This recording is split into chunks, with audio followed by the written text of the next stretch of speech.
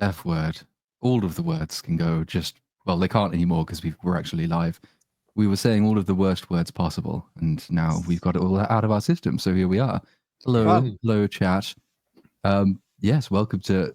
Every week I forget which number this is. 48. 48. Yay, 2 short of 50. I'm pretty sure last week I said 47. Yay, 3 short of 50. We're working our way up there. It's Gladiator 2 week. Although I've already had my Gladiator 2 week, so it's everybody else's turn to talk about how shit that movie was. That was shit. That was not good. Yeah, sorry to interrupt you with that, but yeah. No, I was right to the end of my train of thought on the Gladiator 2 thing. I just jumped off of recording hour 2, I think, of my breakdown for that, like the main channel video. The second one's up. And I'm hoping the rest of the script comes in at under 40 minutes, because really spending nearly 3 hours talking about Gladiator 2 is just a complete waste of time. So here we are to talk about it for 2.5 hours. Yeah. At least. Thank God. Is that whoa. There's already Gladiator 1 philander in the chat. That is not acceptable. Yeah, that's not fine. I actually was surprised because I went to rewatch it. It's been so long since I'd rewatched it, but I rewatched it before too, expecting it to be important. And it was, but not for the reasons I was expecting. But it's a much deeper film than I gave it credit for, actually. It's a lot of sort of thematic symbolism stuff that gets, I think, overlooked when people talk about it as the sort of classic nobleman going on revenge quest thing. It's actually quite a deep movie if you choose to look at it that way. I think Joaquin Phoenix also elevates the film quite a lot, because the villain character in Gladiator could have been very simple and very cliche and cheesy, but having the villain the way that he is in the film, it just brings it up to another level, I would say. You do, yeah. I mean, what you're basically saying is that the villain character in Gladiator could have been like the villain character in Gladiator 2. We could have had that. We had to wait 20 years to get the shit version of that character. Yeah, I thought it was a Roman Gladiator John 2. Wick. That's how I saw it. Gladiator 2 was like the Gladiator 1, but without the soul and the hard work. It's kind of like almost it almost felt like a cash grab. Gladiator 2. Gladiator 1 had a lot of stuff in it. That's more than meets the eye, I think. And usually I usually hear a critique of Gladiator 1, and it usually boils down to, well, it's not historically accurate. Well, I don't think it was supposed to be. I don't think that was the whole intention of it, was to give you a historically accurate account of the death of Commodus or something.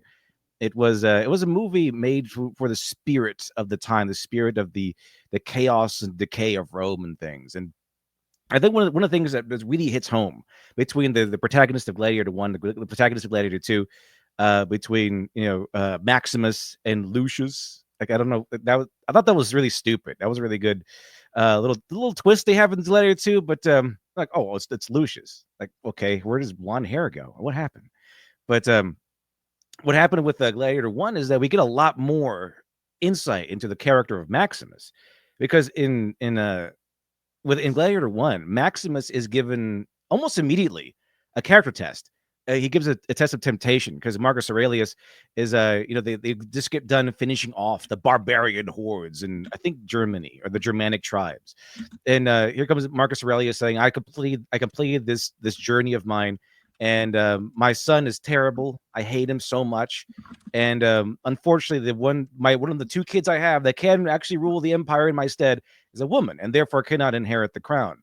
So, Maximus, I give you the crown of Rome. And Maximus is like, no, I can't do that. I just want to retire with my family and quit war.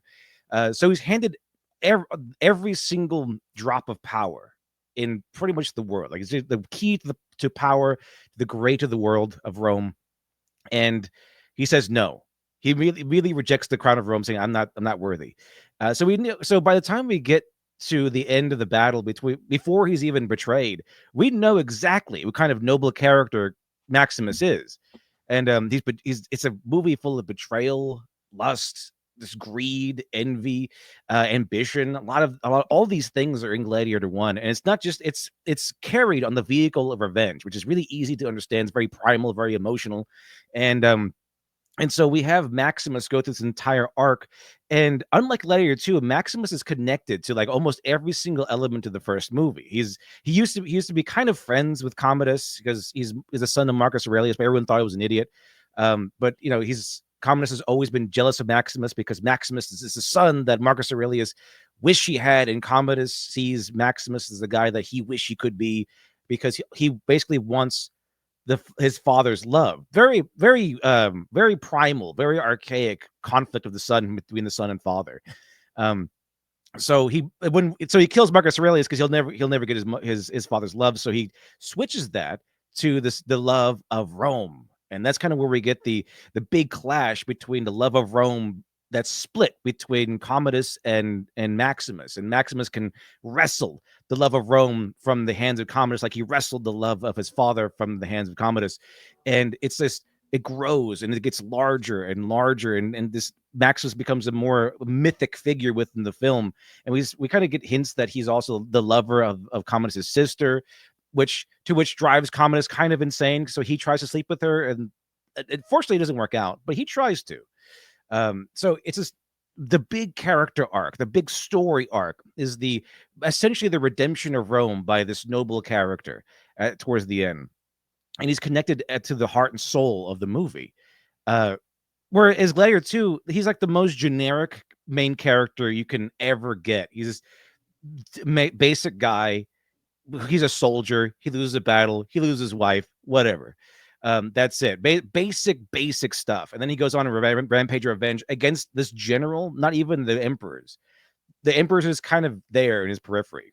He wants the general who is essentially a good guy, and he forgives him, I think. And then it just becomes it's a complete mess. It feels like less focused. And also we get we get Denzel Washington's character who's scheming his way to the top. It feels like there's a lot of elements there that aren't really connected, but they're moving in tandem, but not really connected to one another. Well, he's the only thing that's even slightly different about the two movies is that they take effectively Proximo's character, but they give him political ambition. And so where Proximo is the one who sort of carries the dormant dream of Marcus Aurelius because Marcus Aurelius freed him, the only major thematic difference between Gladiators 1 and 2 is that Black Proximo in 2 was done a grievous injury by Marcus Aurelius, and so pledges himself to vengeance against him. And you could have done interesting things with that, but the direction of travel is just so he can supplant the discount versions of Commodus we get and become a discount version of Commodus himself, in order that the movie can just end the same way that the first movie did. So even its one semi-interesting point of difference is only really there to get back onto the well-established rails of the first movie. Exactly. It's like the Denzel Washington. I keep forgetting his name, but Denzel Washington's character. Yes, literally the darker version of Proximo with more ambition than just I want to make good gladiators and live well. He wanted to live big. He wanted revenge. So I mean, it's like the main villain essentially in the eyes of the main character, Lucius, Lucian or Lucius, whatever those two, wants to fight the general, which is played by everyone's favorite guy with the mustache, and Mr. Mandalorian himself. And so, but the thing is, it's not satisfactory when he dies. He just gets Boromired after he gets forgiven, and boom. And then where does he go from there? His ambition and his anger is lost. It's just pure rage. Like the main character was just sold to us on pure rage in Gladiator 2, where in Gladiator 1, Maximus is given he's a man who's had everything taken away. He's sailing off betrayal. He's sailing off of rage, the loss of a mentor.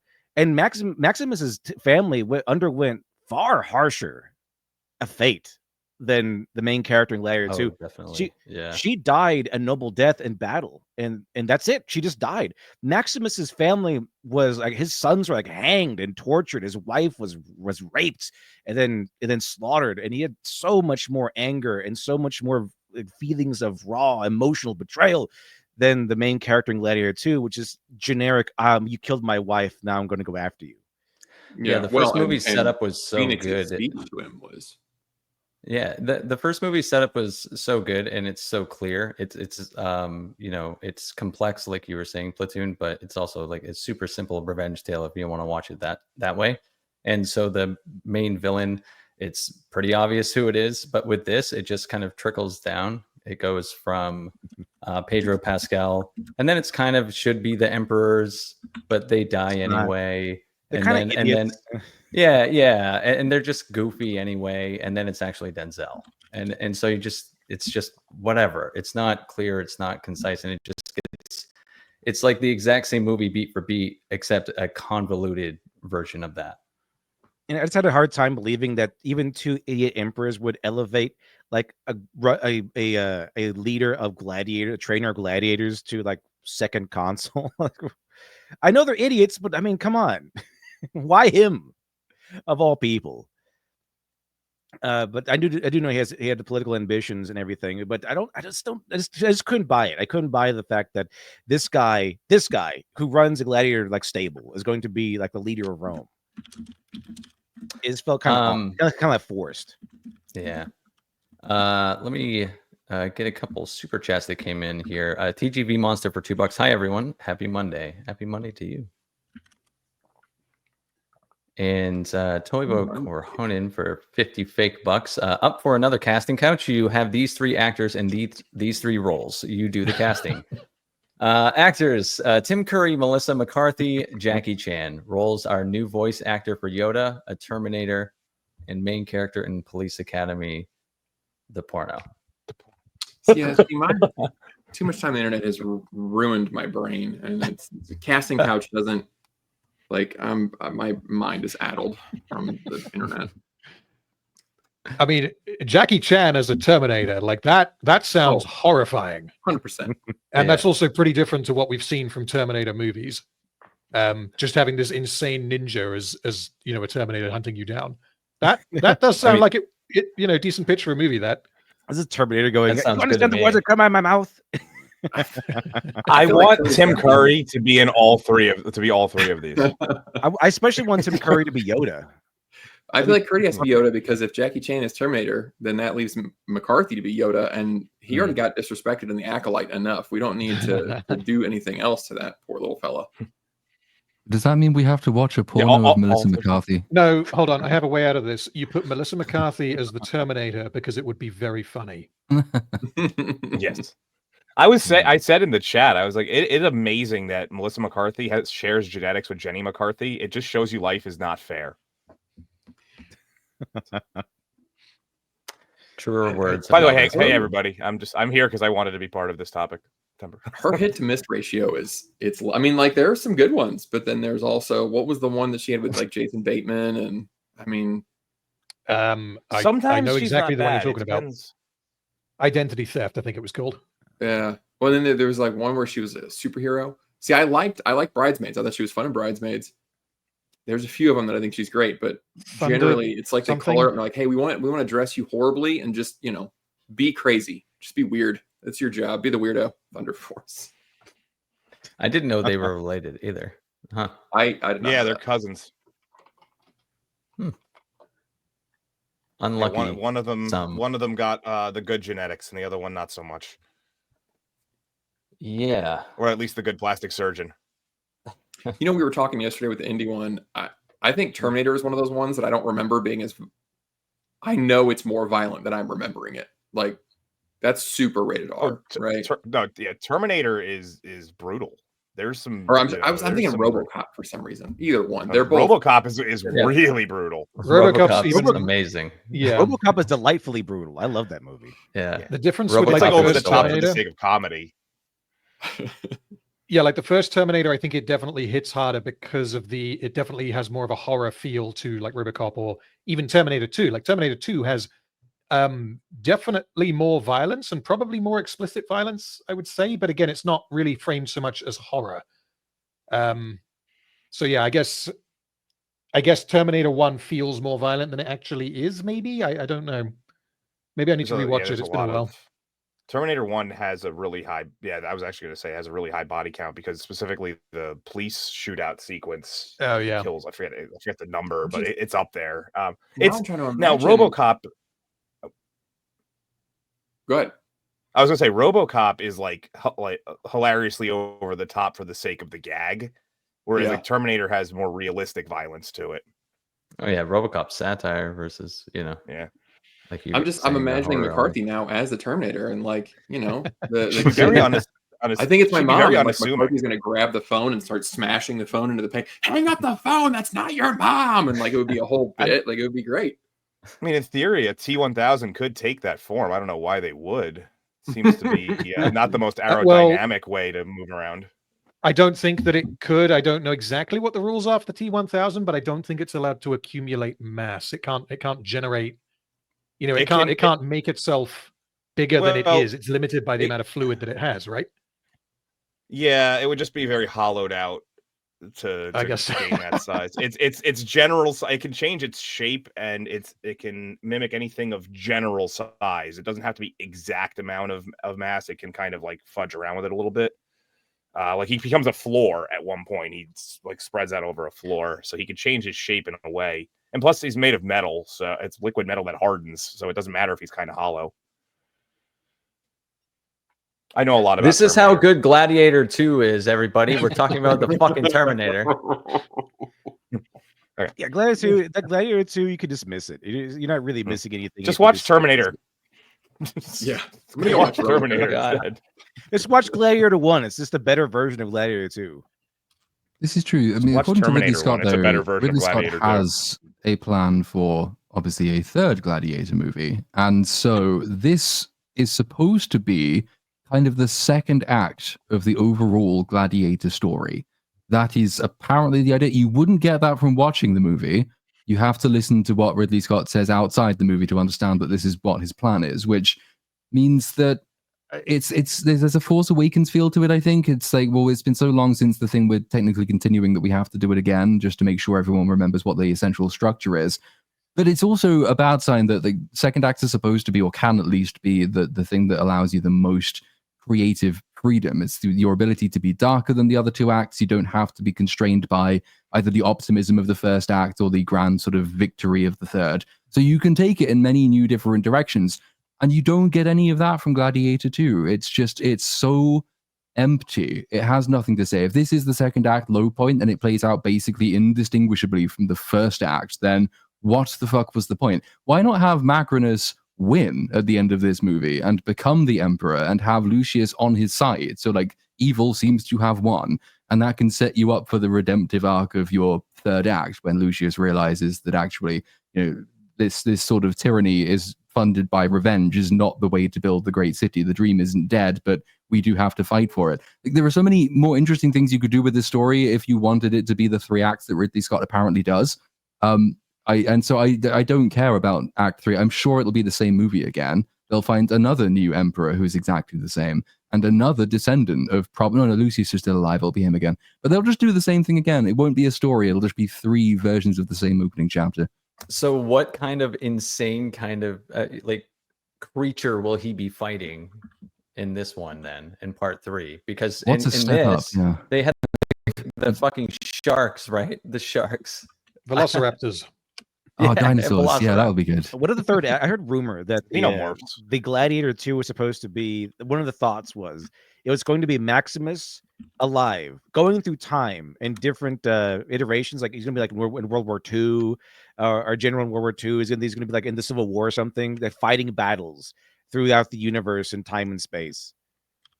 Fortunately, they didn't go with that idea, but I heard rumor that was one of the ideas they wanted to go with. I think, the original draft for Gladiator 2 had him coming back from across the River Styx, so coming back to life, and Ridley Scott was going around trying to find ways to make that possible. There was something about like him taking over the body of a great warrior who was about to die in battle or something like that, because he got to the point of making it and realized that Russell Crowe now looked fat and old, and so it couldn't be him again.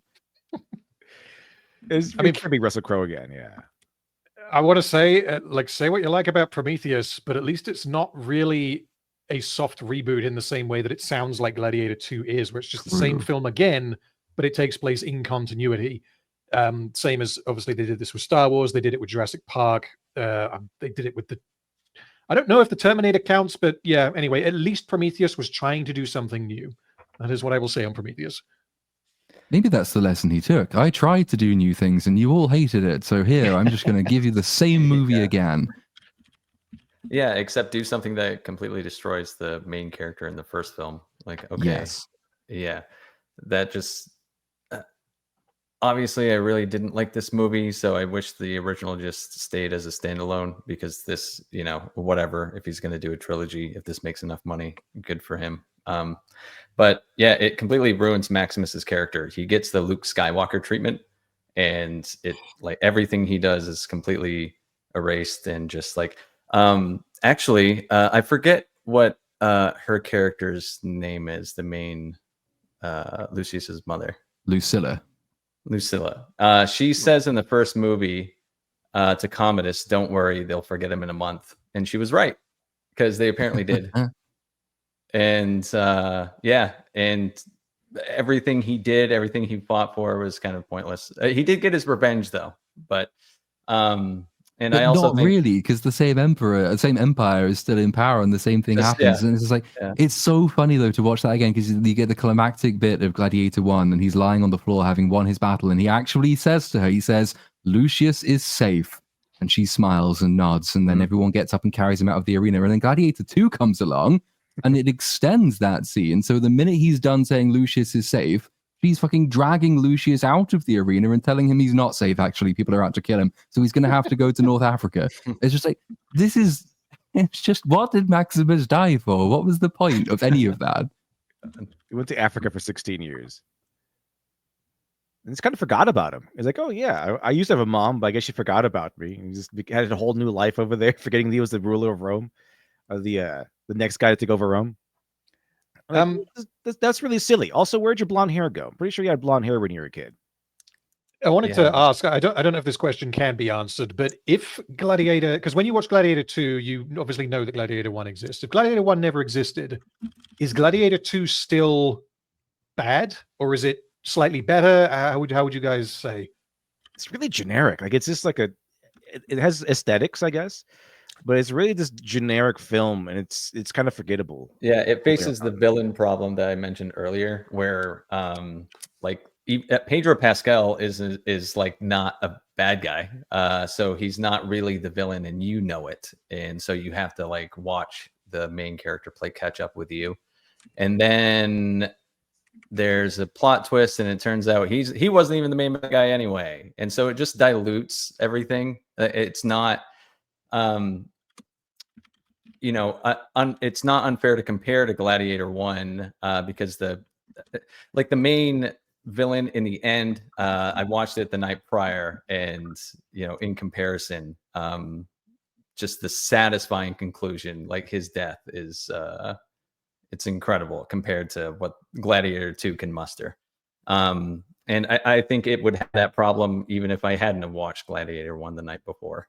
It's just nothing's compelling. Like I just had to watch the main character catch up with it just wasn't interesting. So. If you ignore the comparison completely, it's just a bad modern movie when none of the actions or motives make any sense and the characters aren't there. Yeah. It's just a generic modern film because it has copied and pasted so many of its plot beats, but obviously it doesn't really do very much work to actually make them fit with the new context they're in. Most of the decisions just don't make any sense. None of the characters, even disregarding the comparisons with the better versions of those characters in the first movie, the actions they take, there are other actions they should be taking. The considerations they make, there are other considerations they should have realized. Most of the motives, if they are even present, are the most undercooked things ever. Like it's been mentioned that Lucius is just generic angry dude out for revenge because his innocent wife died after shooting a Roman in the neck, which isn't really innocent in my book. And then you get things like, because the first movie has this plot point where Maximus is going to be the figurehead of the new Republican movement because his legion is loyal to him and they can bring them in from outside the city and he will, unite Rome under them and then they can restore the Republic. Something similar happens in this film because it is the same. So Pedro Pascal's character has the loyal legion outside of Rome and he's going to bring it into the city. But he could do that at literally any time because he's the most popular man in Rome and he's at liberty. There's nothing constraining his action. So they introduced this beat where he's like, well, I'll do it on the last day of the games. And you're sitting there thinking, why? Why are you waiting? Why are you not already doing this? Nothing is stopping you doing this. Whereas in the first movie, they didn't know Maximus was Maximus. And then obviously they were operating entirely in secrecy at that point. There were a number of reasons they can't enact that plan, not least because they don't know who they're enacting the plan around. And he then has to be convinced about the worth of Gracchus as the senator who will lead the New Republic. So there are all these things that dictate action, and they don't transfer over. So that just makes the plot basically nonsensical. So yeah, even without the comparison, it's just a shit movie. And it looks awful. It looks so cheap for something that cost $350 million. It kind of reminds me like a sci-fi original movie or something. Yeah. Yeah, especially when the monkeys were running around. The most innovative thing it did was just split Maximus into two people, and then split Commodus into two people. Yeah. Boom, new movie. I was commenting the night prior to that the first movie that looked real. And it aged some because of the techniques like Ridley Scott used, but that's just filming. Like otherwise things actually looked pretty real. At least from my POV. I was watching it on a projector, so who fucking knows? There's no 4K, but at least they do the whole thing that I thought they were going to do, which is anyone could be a hero, because they had the main character have a mysterious past that he would not tell anybody. It turned out to be just as dumb, the reality of it, but at least they did do the whole like Rey. Anyone could be a hero because she has no past. Game of Past, it's still not that great, but at least it didn't do that. I really don't need that again. But it's a kind of like this spiritual void in it as well, because if you think that the first movie is about the dream that is Rome and the dream of Rome, it's updated to make it relevant to probably the American condition, but you'd hope to say it was a universal condition of faith in democracy, faith in the power of the people. So all of these side characters go on miniature arcs where they are awoken to the dream that is Rome. Gracchus is initially very skeptical about the power of the mob to effect change. He thinks it just wants bread and circuses, so Commodus is naturally going to win, and over time he realizes that isn't true. The same thing's true of Proximo, who thinks much the same thing. He just thinks he's a mere entertainer, and then he is awoken to the power and the utility of entertainment. And the ultimate conclusion is that the dream that is Rome is the dream that is the Roman people. And so Maximus dying on the stage before their gods and all of them amassed is that symbolic victory, that trust in the people to see by good example what the good life is. It's one of the things that makes it quite a thematically deep movie. And Gladiator 2 has virtually the same scene, but removes it from the Colosseum as the natural stage of the thing, and everyone teleports to outside the city. And then the equivalent speech, which is longer, is just given in front of two opposing armies, neither of which knows who any of the people involved are. And it's just, the dream of Rome is dead. I guess we're going to have to build something now. And you just think, well, that's empty. You're not thinking about what you're trying to say with this movie. And if you are thinking about what you're trying to say with the movie, what does it say about your attitude toward the culture you're trying to lift up? That sort of faith in the power of the people seems to have depleted from Ridley Scott, which is the only possible thing to look forward to in a Gladiator 3 is that maybe he still has faith in the things that caused him to create that first movie. And maybe the resolution for Gladiator 3 will be actually, that dream is still alive, and it is the power of the people that creates the genius of Rome. But this movie just seems very, very apathetic about its entire reason for being, which is depressing. And it makes the whole thing not just a soulless repetition, but an extra special kind of soulless repetition, that soulless thing which says, not only do we not bother to create something new ourselves, but also we don't really see the point. Do the people deserve a new thing? Probably not. They're a bit shit these days. We're disappointed in the people. They vote for Weird Orange Man. How dare they?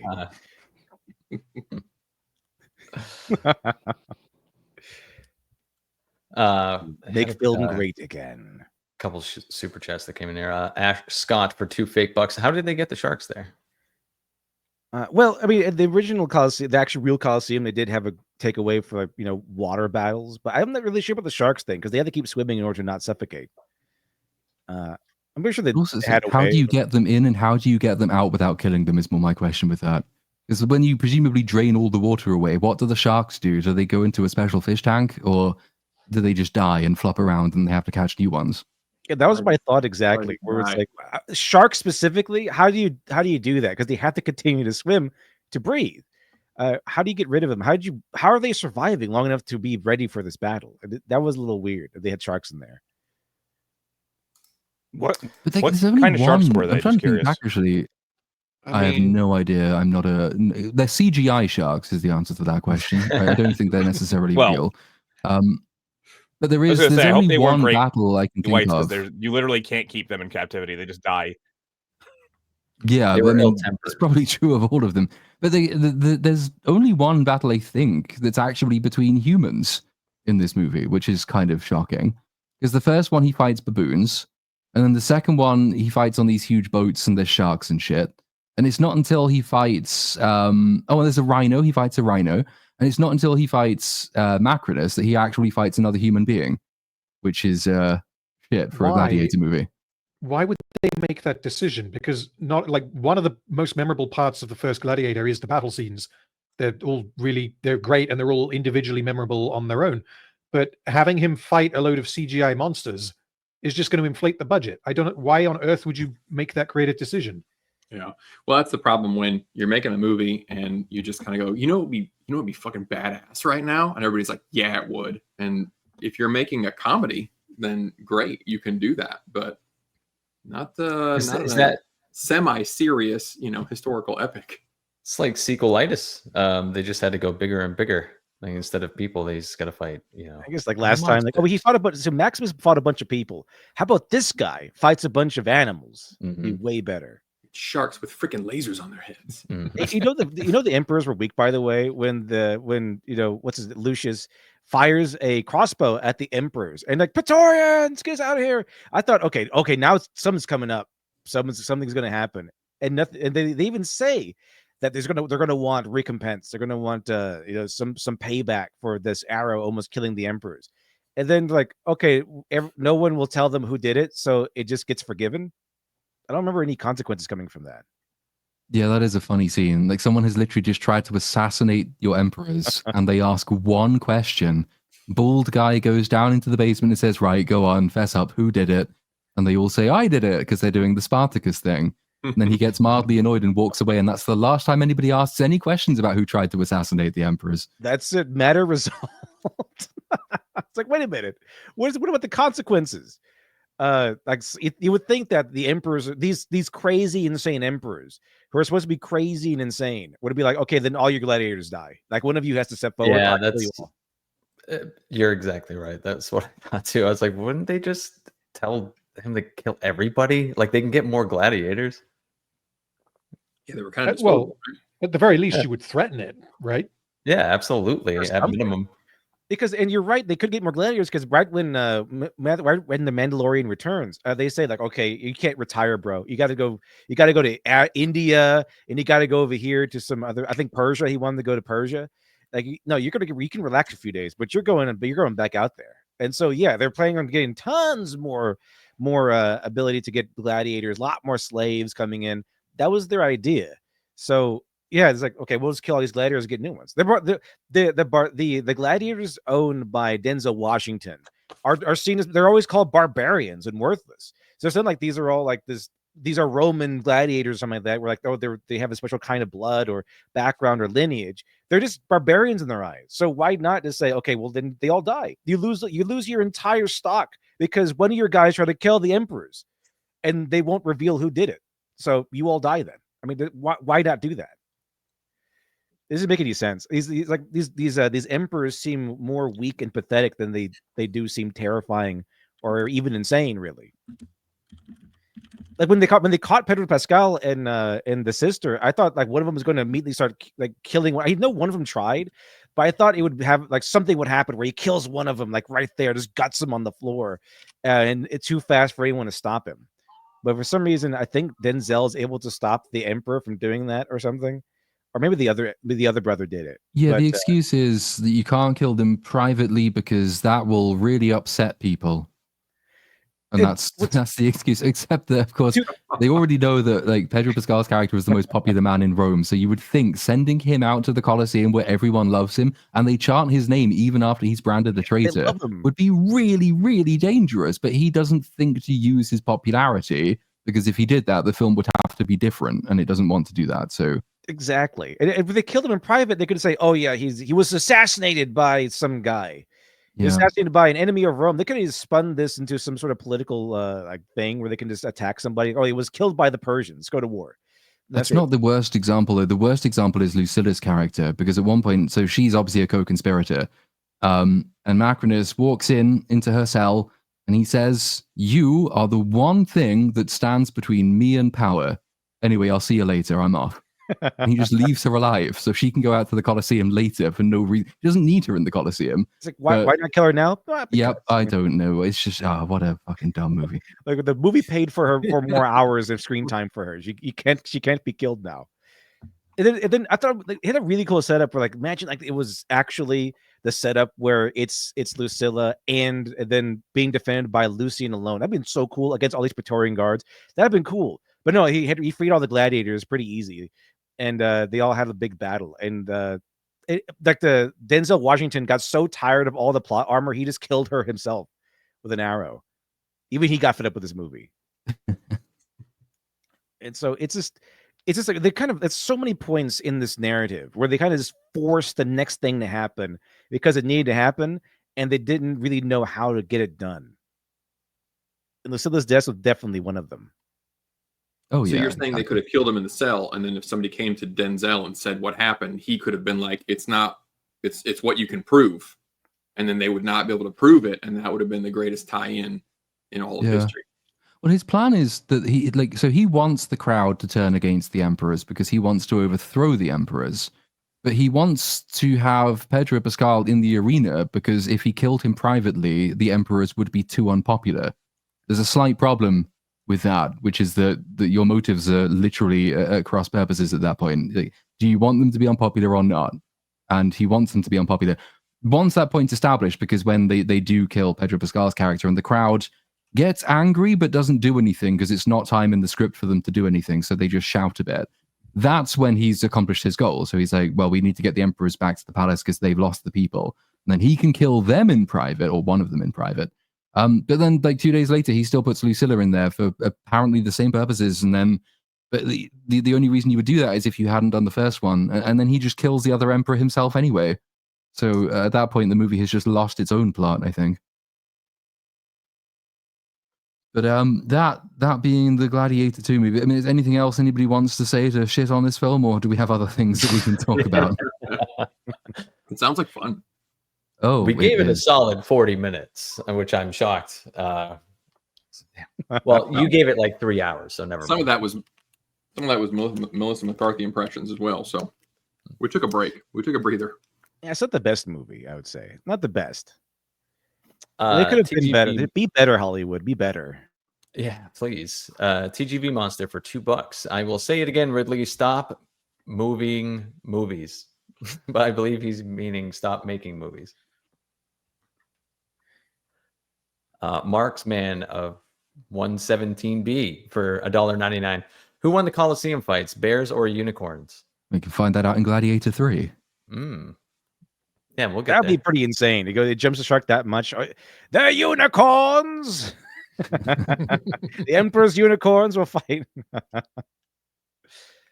That would be insane. I don't know what Gladiator 3 is going to be, especially if they have the mentality of we have to go larger, grander. I did find myself enjoying Gladiator 2 a little bit because of the aesthetics and how it connected to the first one.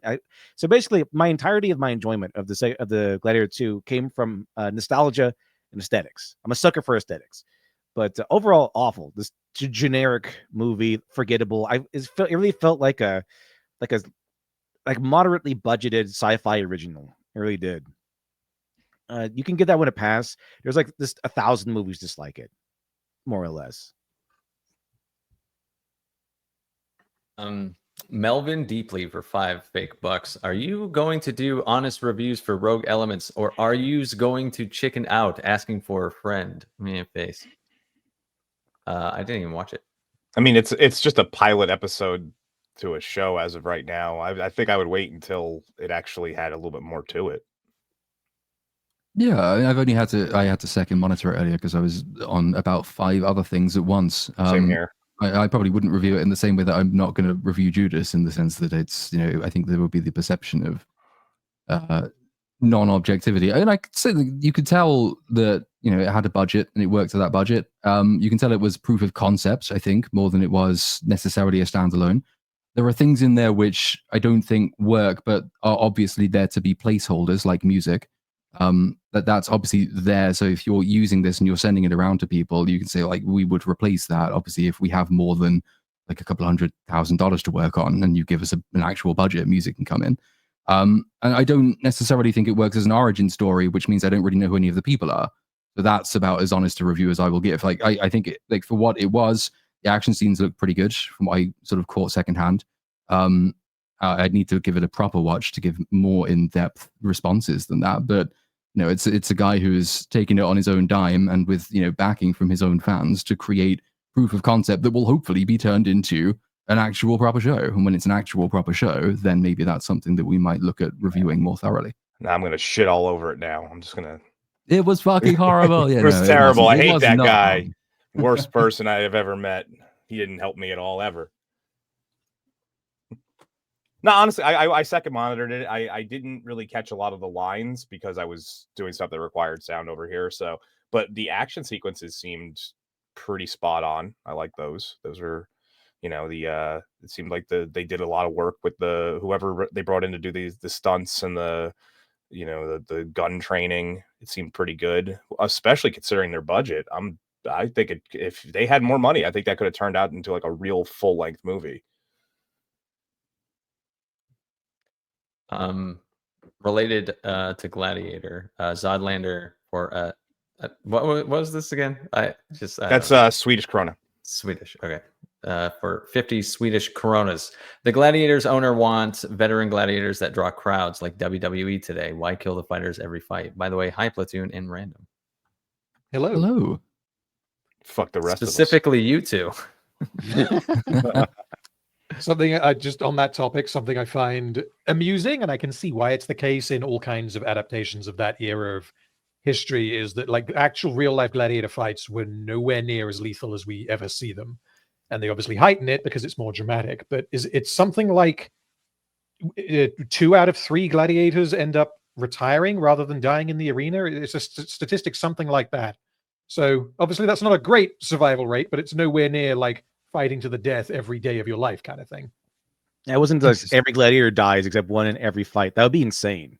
Yeah, you'd run out of fighters pretty quickly. Expensive. You would run out, but also you would bankrupt the empire because you had to compensate the owners of the gladiators if they died in combat most of the time. So like, yeah, if it was a mass like melee in which 9 out of 10 die, then oh dear, good luck feeding your citizens. Also, it was like they were mostly star power too. So you have like champions and people who won the battle. So it'd be really bad business if you just killed every champion every battle. Honestly, it was more comparable to like MMA or boxing. It was full contact fighting in the earliest forms. Pancration was invented in Greece and then it trickled into Rome. Pancration is a combination of boxing and wrestling, like legit mat wrestling, not WWE, like legit Greco-Roman wrestling. And that was pretty much what it was. They would wear armor and use Castus gloves that had like spikes for blood. So it was like, or it was a very early version of MMA mixed with some ECW hardcore wrestling in there. And it all came from Greece, which is why it's gay to this day. Gay to the core. I like when I get to break out obscure knowledge of a martial art that's started 3,000, 4,000 years ago or whatever. Night Party Crasher 26 King 01 is a fucking crazy name. For $5. At least in Gladiator 2, Ridley didn't do his old trick during action scenes where he just shakes the camera and then someone falls over. Yeah, there was a bit of that in the beginning, wasn't there? Like in the fight in Numidia, there's so many cuts, it's really hard to work out exactly what's happening. I think he does deploy that trick occasionally, but because most of the fights aren't fights, they are just people acting against green monsters, then it's very hard to do that kind of fight style, I would guess. This one is for you, Platoon. Oh, fuck's sake, again? This follows me around and I still haven't seen it. Marksman of 117 people, $4.99. Platoon, Unicorn Wars is the film where teddy bears wage a holy war against unicorns to reclaim their homeland. Yes. One day I'll see it. One day. I'm IMDbing that right now. Hang on, I'm sorry, that wasn't made up. What? He invented Big Gay.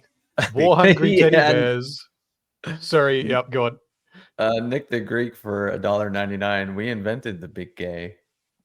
Yes, you did. Well done. I just wanted to highlight this one real quick. Plenty of bones get broken in MMA. Lots of bones get broken. Oh yeah, I've see Conor McGregor's leg break in half. Yeah. Yeah, I mean, I got my ribs broken in a Thai clinch once by a very small woman. It's actually really not that hard to break some bones. Now what if Gladiator 3 jumped the shark so much? Like here's the premise. Commodus is back, but it's Commodus's head on Maximus's body. And he's back for revenge. Against himself? Against the Rome that betrayed him. Sounds like some Futurama shit.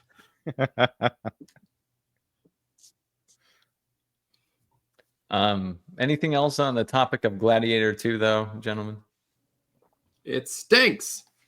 It stinks. You could skip it. Yeah, just final verdict. You could skip it. You're not missing anything.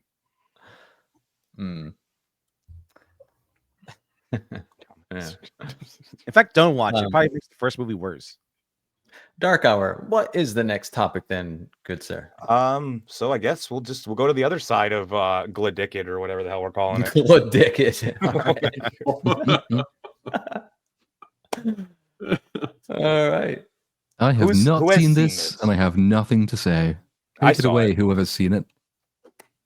Dark Hour was dick riding this movie hard. All I said is I think it's going to make a shit ton of money because it does everything it needs to do. It appeals to its core audience. It's going to have its sing along. It's going to be re-released in sing along form. It has the holiday season going for it with Thanksgiving coming up and like all the Christmas and New Year's. Everybody is going to have days off and families are going to go. It's going to make a shit ton of money. I don't know exactly how much. I said we're in the Deadpool range. Wait, are you the only one who saw it? Really? I think over $1 billion. I wonder if the what's going to be the numbers on how many little girls are going to be Afaba and how many little girls are going to be Glinda for Halloween. That's where it's going to make a majority of its money, I think, is families going and then the inevitable theater people going back for these second and third viewings for the sing-along versions, because a lot of the theaters are doing these please don't sing, we're gonna let you have a version of that, so it's building into itself these multiple views. See, I didn't cry watching it. It wasn't bad for the theaters to do that. That's fucking smart. Yeah, I'm pretty sure the musical is good. I always want to see the musicals to see I've how seen it goes. I saw it. I saw it almost exactly 20 years ago. I saw it, and it is it keeps the spirit. If you obviously separate the art from the artist with Cynthia Erivo, however you pronounce it. She does a pretty good job. Everyone does their job pretty well. It looks really good. The plot is what it is. If everyone, I think at this point has heard at least a little bit about what Wicked is. We were talking backstage earlier.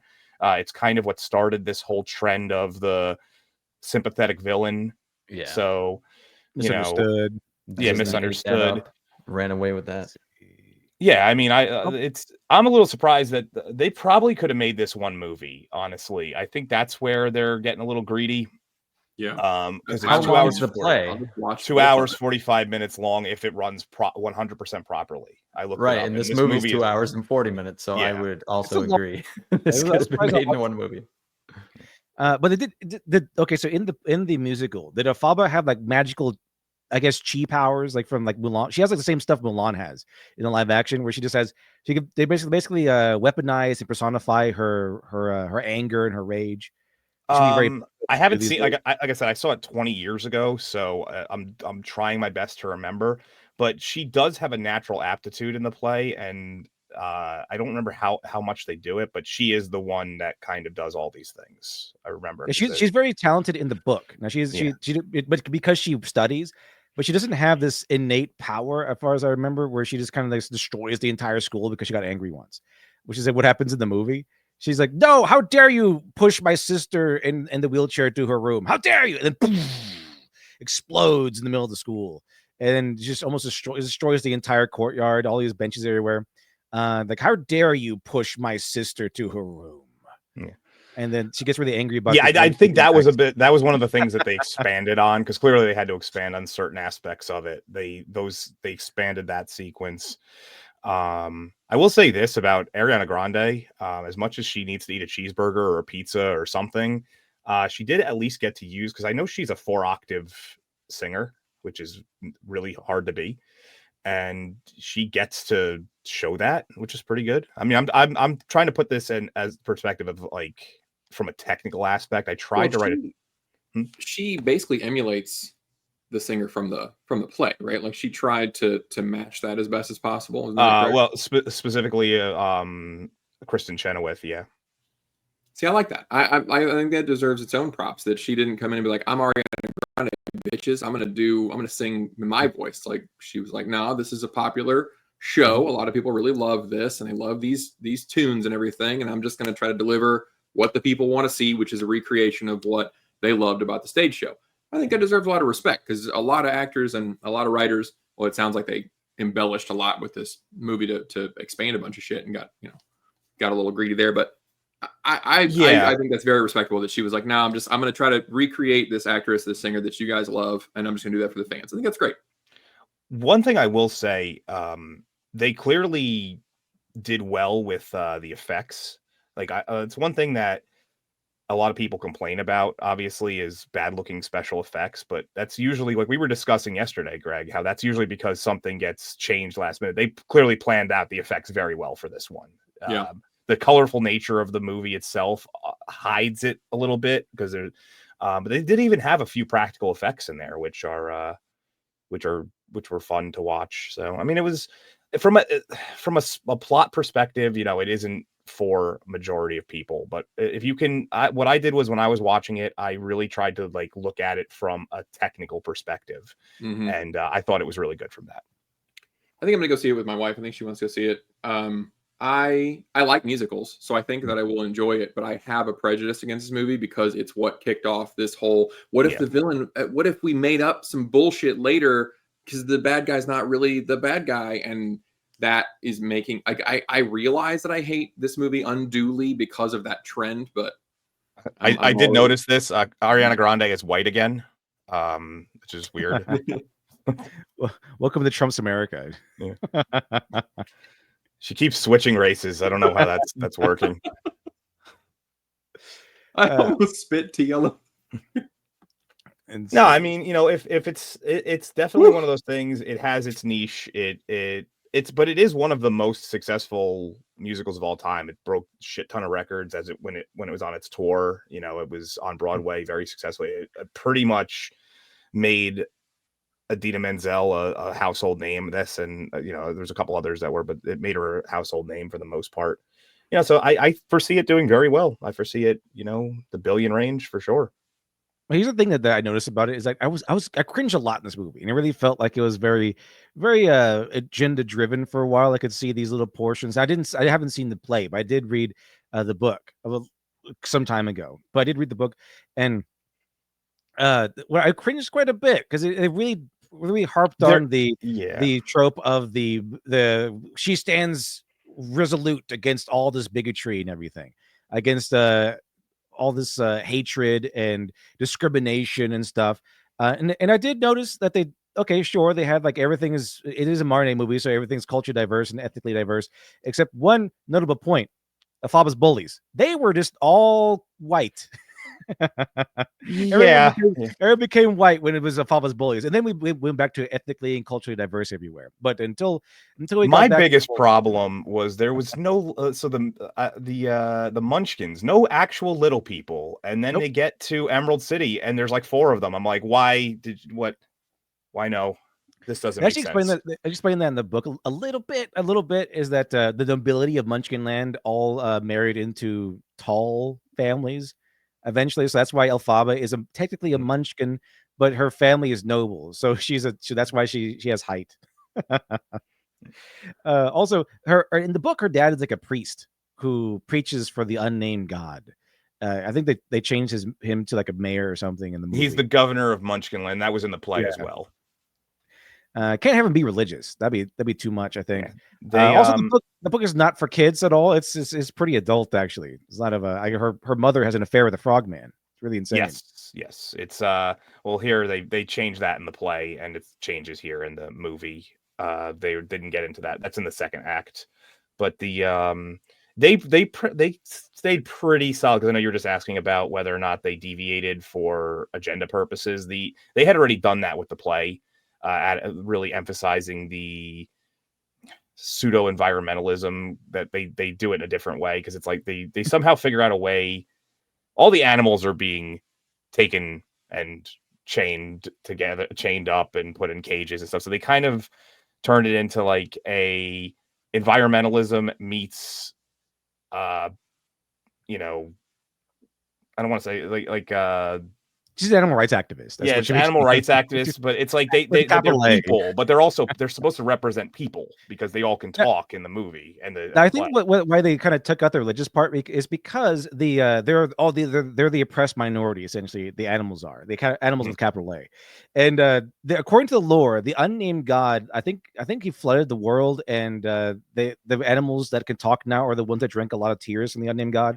So essentially, the religion gave spiritual powers and the ability to speak and everything to animals, and they can't really have that, because that's kind of like ingratiating and romanticizing religion, and they don't really like that. But so now I think they're just awesome, I guess, in the actual movie.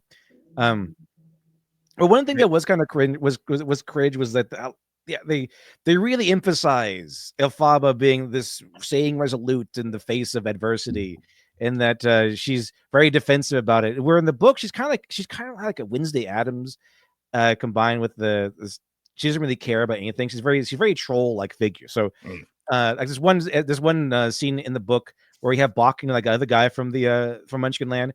He loves Glinda, and Elphaba in the book helps him sneak into the school, because Shiz is an all-girls school in the book, and so she helps him sneak in, and he's like laying out his heart to Glinda.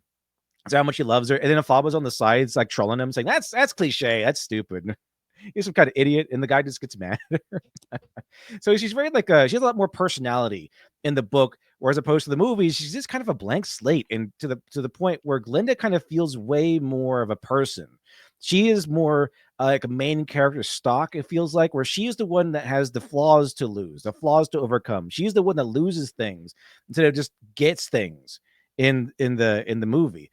She's the one that needs to learn lessons, changes a character, overcome flaws to attain a character arc, and she loses her pride, her stature. She gets a wake-up call from Madame Morrible, and she gets her boyfriend is pretty boy over here, but then he starts pulling away for Elphaba. So like Glinda really does get a lot of character development, where Elphaba doesn't really. She kind of just remains blank. Yeah, she doesn't really get even in the play, she doesn't get much character development until Act 2, which is weird, because she's the main character. It is a very strange. The first act is definitely the Glinda act in both. I'm not sure. So someone had asked, I don't remember who it was that I highlighted. They did not add any new songs. They have there is an original song supposedly in the second act, the movie that's coming out next year, but this one only had ones from the play. They extended a few of them to make them longer, but one thing that's kind of interesting that they did change, from what I've heard, is that when they go to the party, and Glinda invites Elphaba to the party, you're supposed to convince her to wear black, so she becomes like this. Oh, she looks like a witch. But in this one, Elphaba already wears black. The only thing that Glinda does is give her the hat, and that's about it. And she's supposed to be feeling really bad about it. Like, no, Glinda, she already wears black. Like, it goes with her outfit. So, but she feels really guilty about, why is everyone laughing at her? Which everyone already laughed at her. I don't know why Glinda felt guilty about that. She gave her a hat that she thought was ugly, but it matched her outfit. And that's about it. Also, Glinda was supposed to be good enough to be in Madame Morrible's like special teaching class normally. Is that she's really just angry that she has to share the spot with Elphaba. That's kind of what the whole thing is. In this one, of course, she can't be as cool as Elphaba. All the girls want to be Elphaba, so Glinda can't be that cool. So it has to be Elphaba who's like, oh, please bring Glinda in. She did me this awesome favor, and my sister this awesome favor. Please bring her in. And Morble lays it on super thick. Like, I hate you and you suck. So here's a wand, I guess. So prove me wrong. It's like one of my favorite things that they do, actually. It made me laugh. And they do this in the play too. So her name is not Glinda to begin with, it's Galinda. Right. And they take the one professor away, who's a goat, and he just to be sequestered and stripped of his ability to speak and all these things. And then she changes her name to Glinda out of solidarity for the now enslaved goat. It's very much making it's almost tone deaf to itself that it's making fun of virtue signaling. Because it doesn't do shit for this guy. He has a personality and the ability to speak. It doesn't do anything for him. It's like, oh great, I'm in jail and you changed your name and now you. And I thought that I laughed back then, and I laughed at this one in my new frame of mind because it's such a stupid concept. And I was like, "Oh, good for you." Glinda. Yeah, they're all like clapping. They're like, "Oh, she's solidarity." Yeah, it's a. But yeah, that's I guess we're the only two who saw it though. So. But I think here's the reason why it felt like so many people are liking it. And that reason is when it became the play, I assume, when it became the musical that everyone loves, it became a good movie. So beforehand, it's like Elphaba is just really harping on the whole, I have a different skin color, and that's why everyone hates me. Like, okay, I got it movie. She even says that, oh, let me go get my sister. She has a perfectly acceptable skin color. I was like, oh, geez. All right, I understand. It's even funnier when you realize that like a decent number of the people who are laughing at her are black. And exactly. So it's like, but yeah, it was. I think it's just gonna, I think the people who are gonna see this are gonna see it multiple times. The families are gonna go. The Greg Owens of the world going with their wives. All this is gonna lead to a lot of money. And the sequel, they will re-release it when the sequel comes out. The sequel will probably make even more money. And the thing I'm most interested in is what this does to Erivo's ego, because she already had a massive one, and you could feel it in her performance too. Like she's so pretentious. She's so ready to be the victim. She's come on, let me be the victim. But what part of the movie is where the movie really shined is when it became the play. Like what I mean is, the very first they rooming together because Glinda accidentally volunteers to have a room with her. And of course, there's immediate conflict because they don't like each other, and they have a song about this conflict. And like that song is like, that's pretty fun because it's no longer about, oh, I'm oppressed because I'm green. It's about two people just having a conflict and being people, and it really came to life at that point. So when it's just no agenda, none of that stuff about my skin color is bad, none of that crap happens, and they're just being people with normal people conflicts that people just tend to have. It really brights up. It really makes the movie way better. And you could really tell that for agenda reasons, they're really trying to make Elphaba gay, lesbian with Glinda. They're really trying. Though. They can't though, because it's part of the play. She has to fall in love with that guy. Yeah, he has a whole song about it.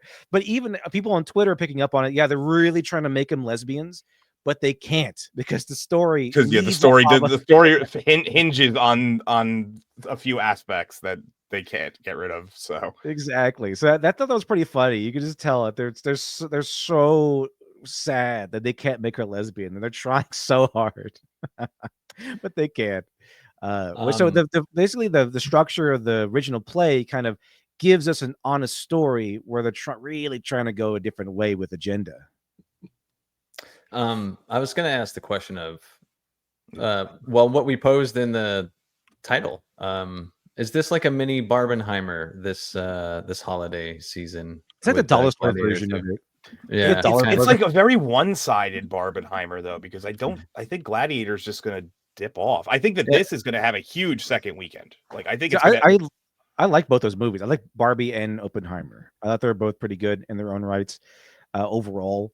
But both of these, Wicked was fine, and I liked Gladiator 2 because I like Gladiator 1. Gladiator 2 on its own, not that great. It's good because of nostalgia. Essentially, it's just sailing off of nostalgia. So Wicked, objectively speaking, probably is the superior of the two.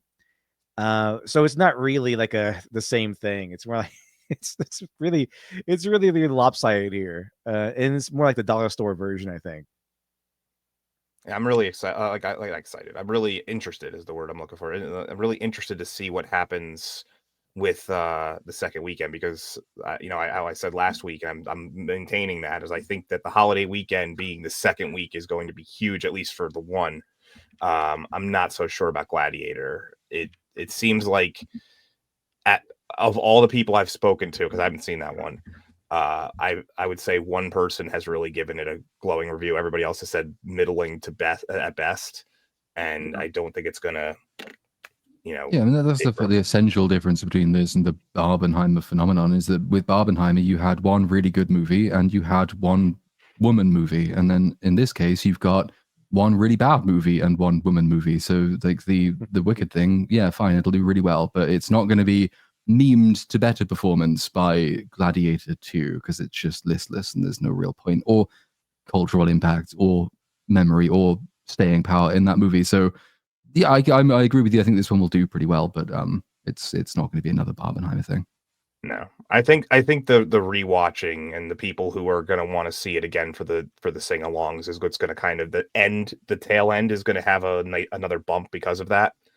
Because I think they're putting that near Christmas. A lot of the re-release of that is going to be right there. So essentially, the initial run is going to end. Then they're going to re-release it as a true sing-along that people can go to and do the full Rocky Horror Picture Show thing. You could show up in costumes and reenact scenes and all this stuff. So yeah, that's all I got for that, really. Yeah, I find it hilarious. You're the only person that saw it on the Spanish. It's because I've seen it. I've seen the play, so I was like, I'll check it out. I saw the play too.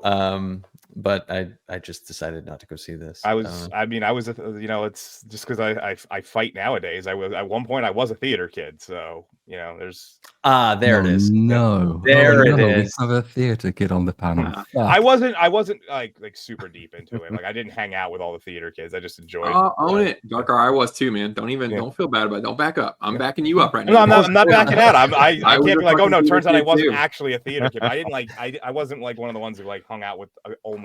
You're the cool kid. You just no, I was actually probably the lamest one, to be honest with you. So you were the outcast of the outcasts.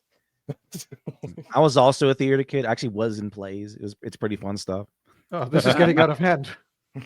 Now there's 3 of them. That's right. Well, the gay is coming out. It's just got big gay. Just like closest I ever got to being in a play, because I played trumpet, which is itself quite gay, but the closest I got to being in a play was under the stage behind a curtain playing the soundtrack to the school play, so I didn't have to be seen.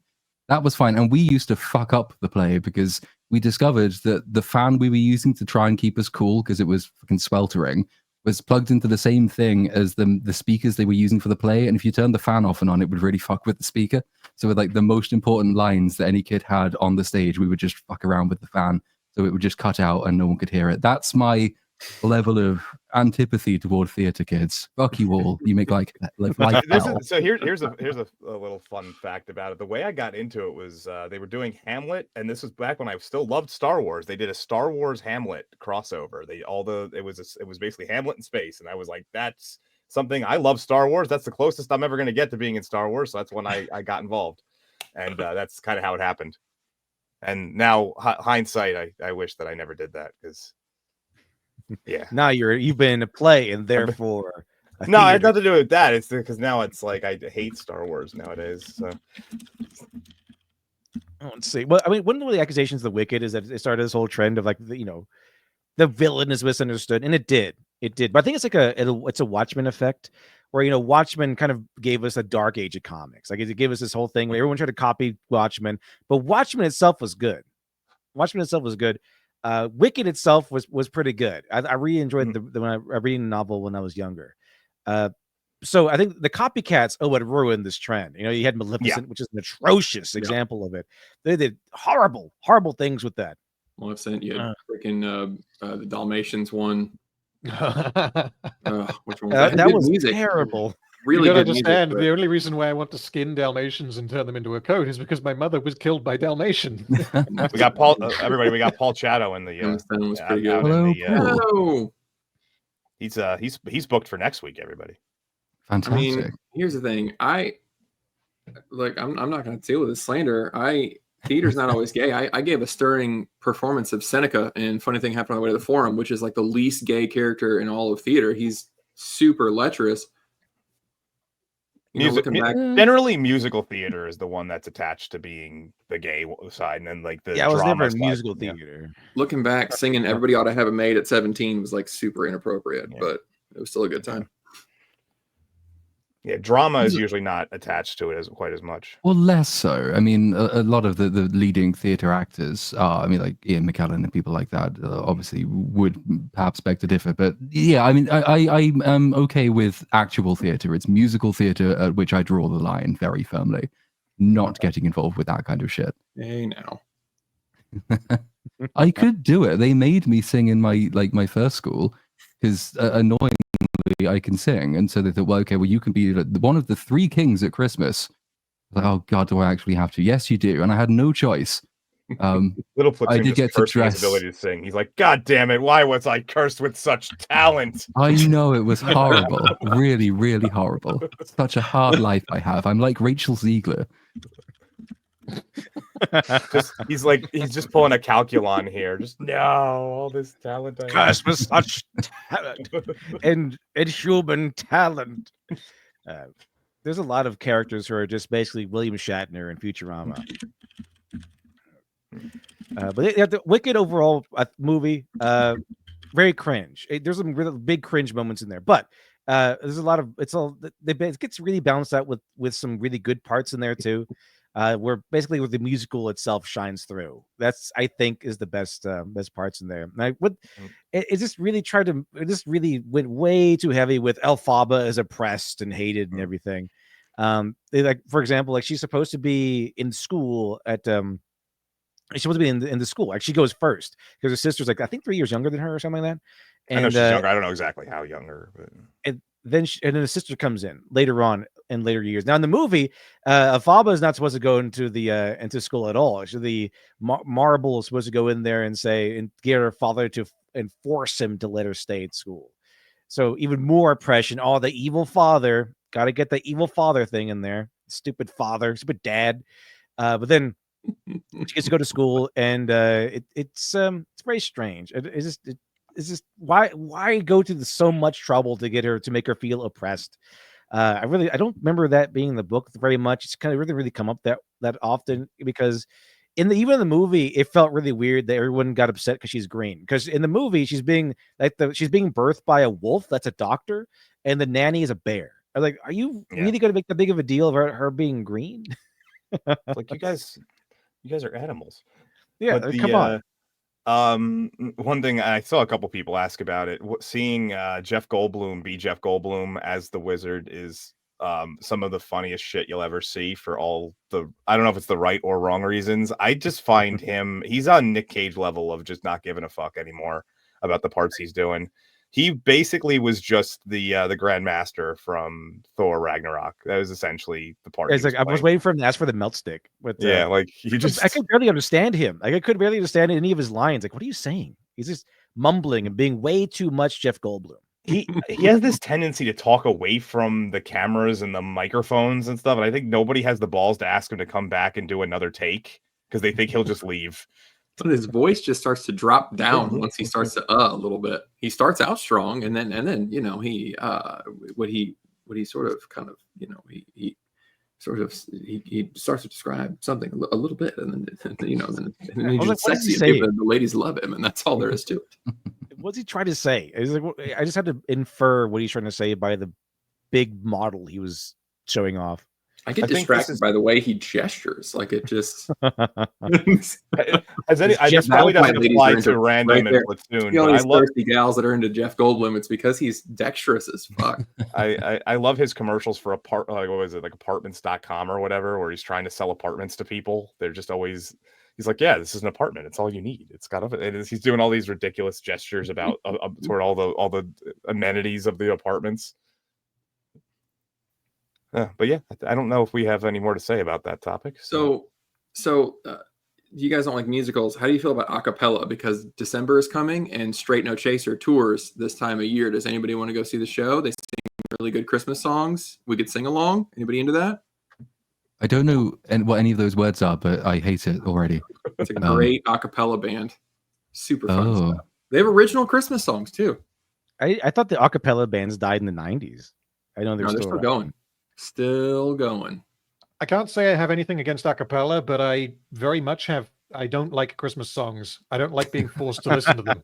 Oh, you would like these ones. They're new. I like what is it? The Trans-Siberian Orchestra. I like, but that's like Christmas music in the loosest of senses because it's it's just an excuse to have a cool laser light show. It doesn't really have much to do with actual. They could do that with any music, realistically. The idea of an original Christmas song is a contradiction in terms. But there are some good old ones, but I think that's all you need. I spend every year trying to avoid listening to Mariah Carey's All I Want for Christmas, and I've managed it, I think, for 6 years in a row.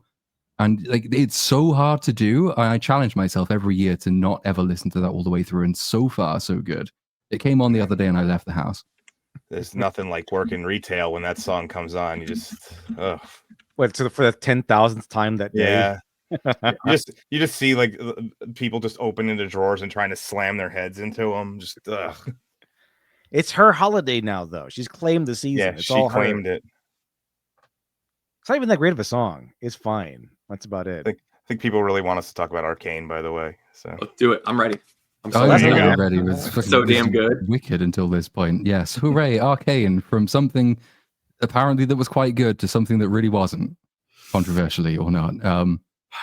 Who had else it all and you blew it. This? That's a good way of putting it. I'd rather you're pissed off with the show, aren't you? Take it away. I'm very pissed off with this show. For anyone who doesn't know, I really like season 1. I'm in that camp of people. I hear some people say that it's overrated, but no, fuck you, you're wrong. It's really good. I've watched season 2 3 times now, and I have poured out many a drink, and I'm kind of having to use God of War Ragnarok as a bit of a coping mechanism because I can't believe how bad it gets. Like Act 1, the first 3 episodes, the problems are present and the problems are clear, but it was salvageable, I think. They needed to do a bunch of work retroactively and have some flashbacks to explain why these characters made these strange decisions at the beginning. But no, that doesn't happen. They just barrel forward at 100 miles an hour. They explain very little. There are very few conversations between characters that need to happen, and they relegate so much of the storytelling to these like musical sequences that, like, in isolation they're very good, and I like them more often than I don't. But as a replacement for storytelling, I don't think it works at all. Especially if you compare it to how they did similar sequences in season 1, in particular the Echo Jinx sequence on the bridge. It's fantastic, but it's also, there's so much storytelling going on in that sequence that it's absent in pretty much all of the musical sequences in Act 2. So it basically destroys every character. There's a couple that make it through unscathed. Off the top of my head, the ones, I mean, Marcus, because he's not in Act 2, he's not in season 2 at all. So Marcus is towards the top of the list in terms of fantastic characters. I was trying to work out who you were going to talk about when you said a couple of the characters that emerged unscathed. I didn't realize you were including people who died before season 2 came out. You have to. I think, like, just off the top of my head, you've got Marcus, you've got Smeech, Smeech is probably the best thing that was introduced in season 2, by the way. He exists in season 1, but he never does anything. He doesn't speak. He doesn't do anything at all. Season 2 Smeech is great. I loved all of his scenes, even though, like, logistically there were problems. The character of Smeech I thought was great. The other one is the character Rictus, Ambessa's like bodyguard, second in command dude. Maybe he reminds me a lot of Kronk. Obviously, he's a lot less comedic, but yeah, I like him quite a lot. But I mean, by the end of the series, once you get to episode 7 of 9, they introduce just insane multiversal bullshit. That I am trying to get my head around it. Like I said, I've seen it 3 times. I think I understand what happens, and if what I think happens is what happened, then it does not make any sense at all. No, it doesn't. The issue is they introduced like time travel, but they interrupted the time travel. And are we doing spoilers? Are we giving it away, or what are we doing here? I mean, I'm tempted to say yes. We didn't do last week for the most recent act, but given that it is now all finished, and I don't imagine we'll want to come back to it next week, I would say yes, let's go. I mean, chat, you've got maybe 5 seconds to shout if you don't want spoilers, but at this point, I think it's rotten. So yeah, I'm seeing a couple of spoils, so spoil away. 2 days you ago, got to give them at least 30 seconds because they're on a delay. So you can't just be like 5 seconds, okay, and go. Because by the time they hear that, it's too late. 2 people wrote the word spoil, okay, and that's as good a poll. That is approximately 0.2% of the audience, so we're good. And that's more than enough. That would get you made prime minister in this country. They do like 1,200 people out of 400 million, and they're like, "This is what the country thinks right here." No, the issue. I still think it's like an 8.5. Like I thought it was a very good season. I think the issue that we are having is that season 1 was like an 11 or 12 out of 10. It was just fucking phenomenal. And then this one was never going to live up to it. And it didn't even come as close as not living up to it closely. It faltered in a few areas. And it's because they introduced too much magical bullshit.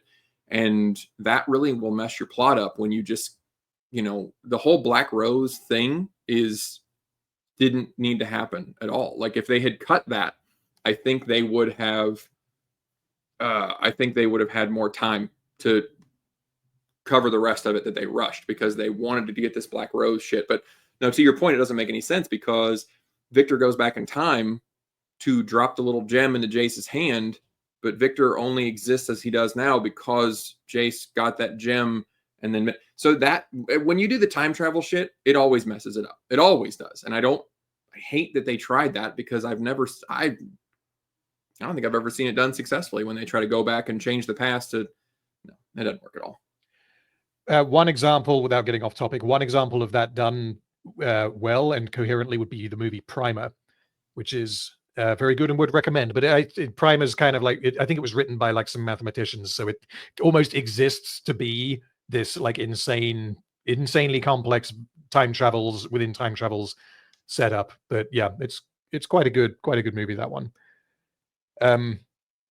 Like I don't know, if summarizing season 2 is difficult, because if you just glance at it, or if you're just half watching it, second monitor, you don't really care, you probably will enjoy it about as much as season 1. And there's a lot in it that I like a lot. It looks incredible. For the most part, I liked the music, although how it was used is questionable. But all of that is presentation, and that is a means to an end. The point of all of that is to enhance the story that you're trying to tell, to evoke emotions. And if none of it makes any sense, then flashy animation is like good-looking CGI. And I mean, it's an artist trying to make something that looks good. Whether there is any substance underneath it is an entirely different question. And because of the direction that season 2 goes and how thin the characters are, it pretty much reminded me of what I was expecting season 1 to be before I had any notion of how good it was. Because it's like, okay, well, they're making a League of Legends TV show. League of Legends is a video game that doesn't have characters. I don't care about it. Yeah, like it has lore, but you have to go on the character page and you have to read it, and like that's not a part of the gameplay experience. League of Legends is a game where you choose an action figure and you play as them and you kill the other action figures in an arena. There is no story there. There's barely any characterization there. Obviously, they have voice lines, but that is pretty much how the writers have treated these characters in season 2. In that they've been reduced to caricatures of what they were in season 1. And the new characters who didn't exist in season 1 are just infinitely weaker than anything that we got in season 1. I mean, I'd hesitate to even say that a lot of those are characters. I mean, Green Guy, who tries to put the grenade on the thing at the end, which doesn't work, even though nobody else tried to do it again or before. I don't think he's even a character. I think he's just there to make stuff happen. And the kid, little baby Grogu, I refuse to call that a character. It's not a character. It's there to be cute and die. And it's a plot device. Heartstrings. Yeah. We didn't need that sort of thing in season 1 because, as you rightly point out, season 1 looked incredible, yes, but the real genius of season 1 is how tightly written it is and how brilliantly they wove a revolutionary story, a story about revolution with massive stakes all through these incredibly well-drawn and sophisticated personal lives of its characters. Every single action has a an equal and opposite reaction. What one person does in one area, you can very clearly see by the end how that has impacted absolutely everyone and everything else. From right at the beginning, just going on a random fetch quest mission, which it makes these 3 or 4 kids get involved with the entire magic subplot that comes to dominate the entire season. It's so well constructed and put together, and you find yourself caring about people you never thought you were going to care about before. Even the tertiary characters are rich and brilliantly done. And the reason, I think, when I started watching season 2 and got through the first act, and my first response was, I know something is wrong. I don't think I hate it, but it's definitely not as good. That the longer you spend thinking about it, the worse it gets. And so I wouldn't even give this, say, like a comparatively low score. I would just give this an objectively across the board low score, because every character that comes in is destroyed by the end.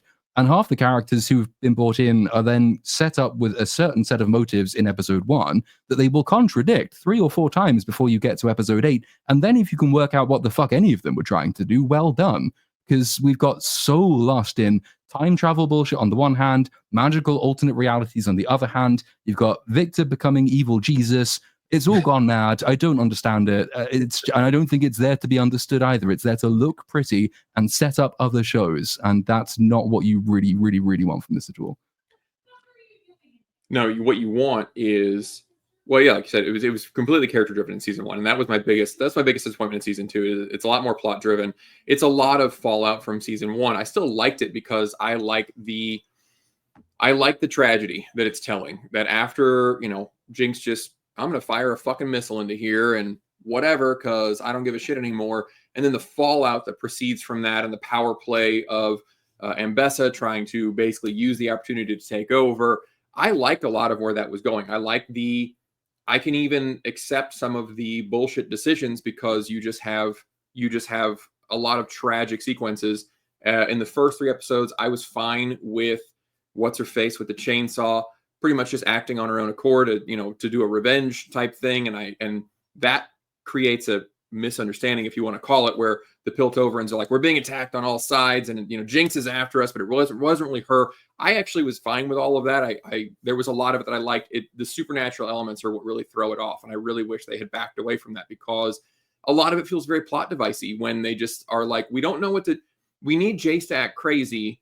How do we do that? Well, Mel just disappears. How does she disappear? Just some red shit happens and she's gone, and that's what causes him. Whereas in the first season, every decision was a reaction to somebody else's decision, and it fit well with that character's everything you knew about that character. In this one, they just kind of need Mel to disappear so that Jace is rash, and he is, and then he disappears, and Echo. So they just pulled people off the board because they were inconvenient, and that pissed me off. But the tragedy, the chaotic tragedy of everybody just being at war and everybody trying to seize power and all that, I thought that was all fine as fallout from the first season. I was fine with that. But the last episode, I don't know what Ambessa thought she was going to get. That really irritated me.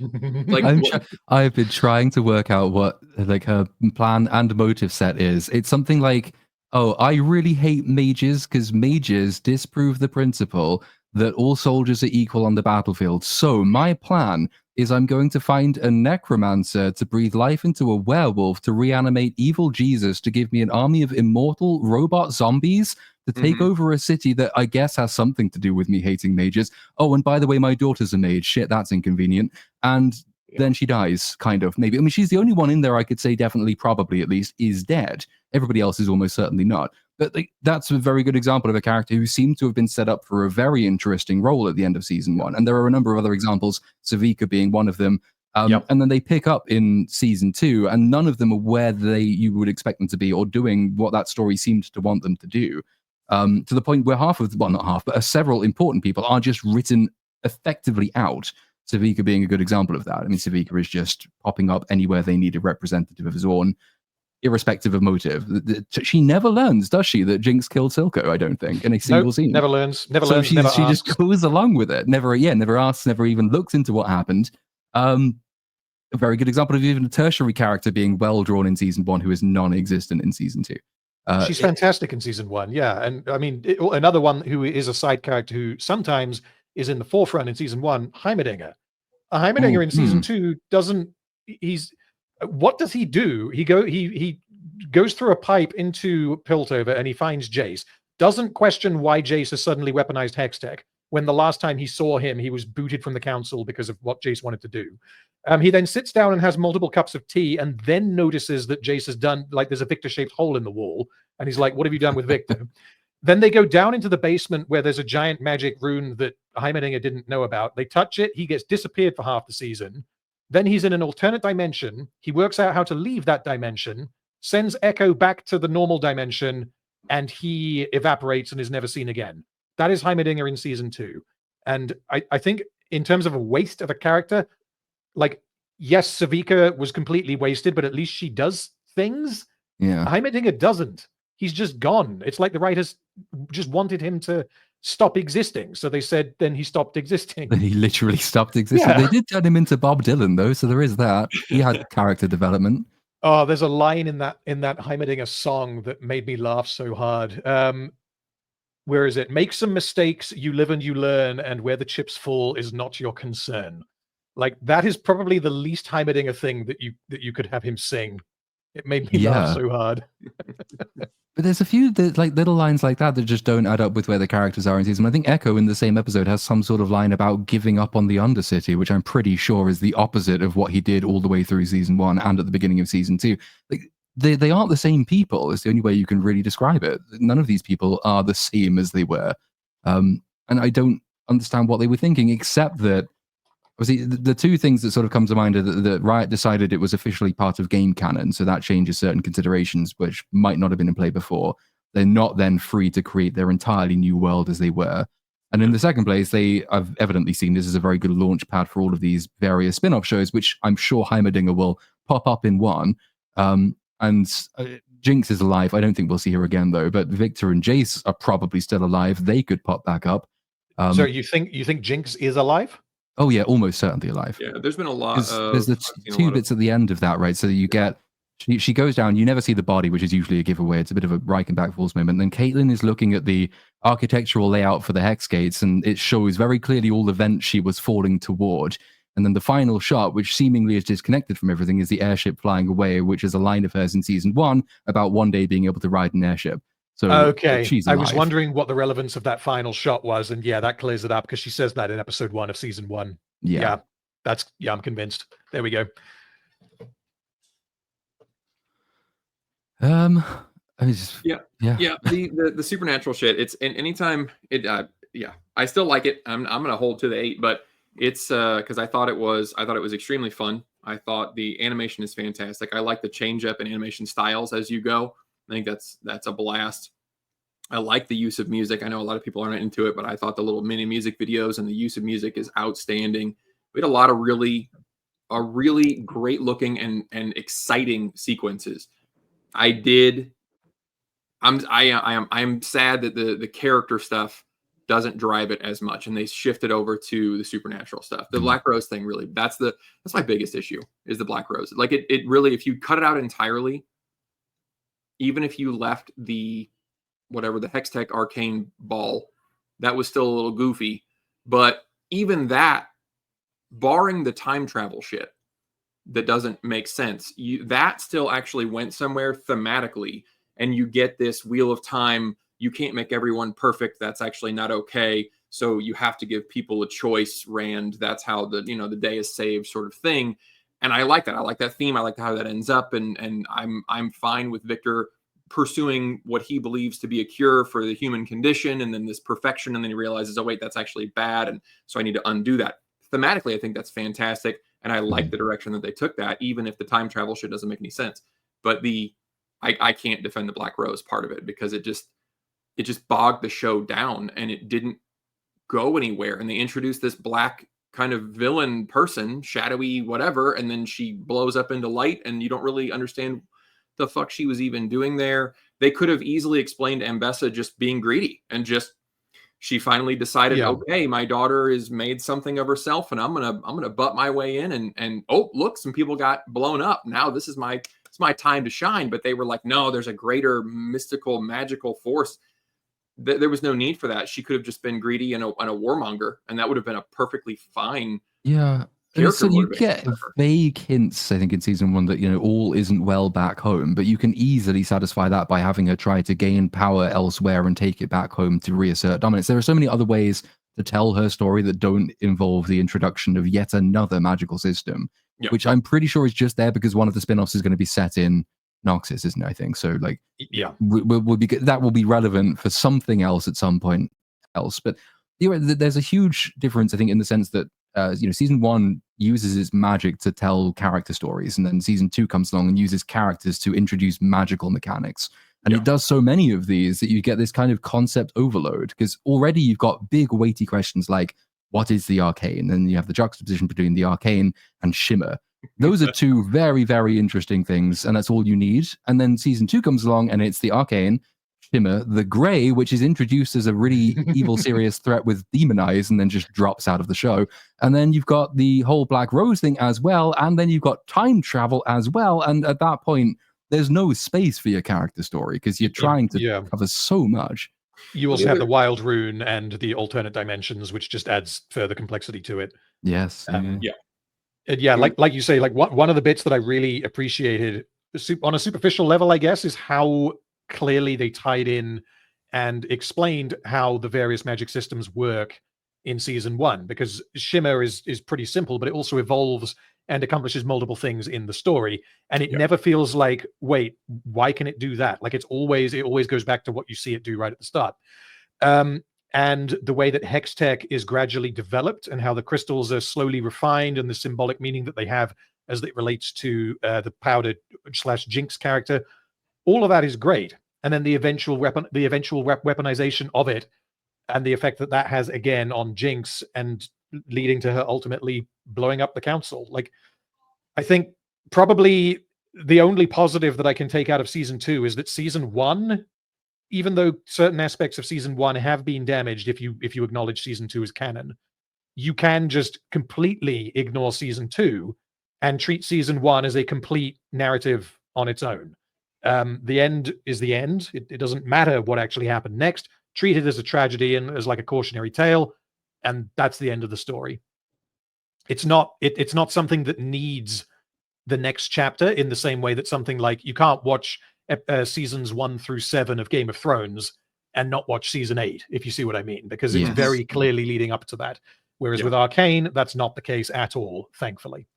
Yeah, they did wrap up season 1 very nicely. You could just leave it off right there. They were, like I said, I'm still gonna hold to it. I enjoyed it, but there were definitely things that I would have wanted to see go better. I was hoping that there would be much more of a mother-daughter standoff with Mel and Mbessa, but they needed Caitlyn to get revenge somehow. And so there were some rough patches there where they were like, well, we still need her to do something because she was betrayed by Mbessa, so she's gonna be part of the fight, even though she really doesn't need to be a part of this fight. Yeah, it was overloaded, and nothing got as much room to breathe as it needed. But I still liked it. I liked it a lot. I think it was very pretty. So if I'm not paying attention to it, it looks incredible and it sounds really good. I can agree with that. Yeah. There's so many sequences in it where honestly you can just like pause it. You don't even have to watch the animation, but you can just pause it. The art style, it's like fantastic. Like, I want this on a poster in my room, kind of fantastic. It looks incredible. The only design choice that I think is very goofy is what they did with Warwick. In particular, when they turn him into a robot zombie lobotomized wolf monster that's also the corpse of a fantastic character from season 1. When they do that, he looks incredibly goofy, but apart from that, I think the show looks fantastic. That was my other complaint. I had one more. That he's still alive at the end. That bugged me. That felt unearned. Because all the other robot people are dead, right? So he's supposed to be dead. But then he just is alive so that they can fall off and do the self-sacrificial thing. But, yeah, that's not explained. As far as I'm aware, the only thing you can attribute that to is how, he's some insane chimeric abomination that Singed has created to be really strong. But that, again, it's not explained at all. I don't know if that's a good enough justification. Yeah. I did. Oh, speaking of Singed, I liked the... liked his whole 2-season arc. I thought that was really good. They worked him up slowly. They worked him up slowly through the course of the 2 seasons, and I really like that he was kind of in the background. Interestingly, he's a side. I mean, he's a side character, really. He just sort of pops in and out here and there, and yet they managed kind of like Duff Man, or no, not the Simpsons, the action hero. They had like a full story told in little bits all the way through. I really like where he ended up.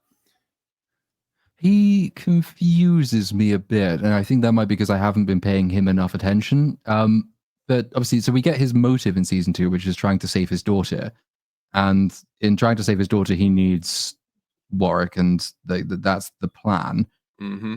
But then he allies himself with Super Jesus, who can heal people at the touch. Is there a scene that I've forgotten about where he just asks Victor to heal his daughter and then he'll help him? He doesn't do that because then she'll be, a robot, whatever. He asks Victor to give himself up, to turn into shit. I would need to go watch that one again. He has a conversation with Victor and basically says, look, you're losing power. You can't keep doing this forever. And at a certain point, I need you to do something. And that will, I can use your blood or something to save my daughter and save a bunch of people.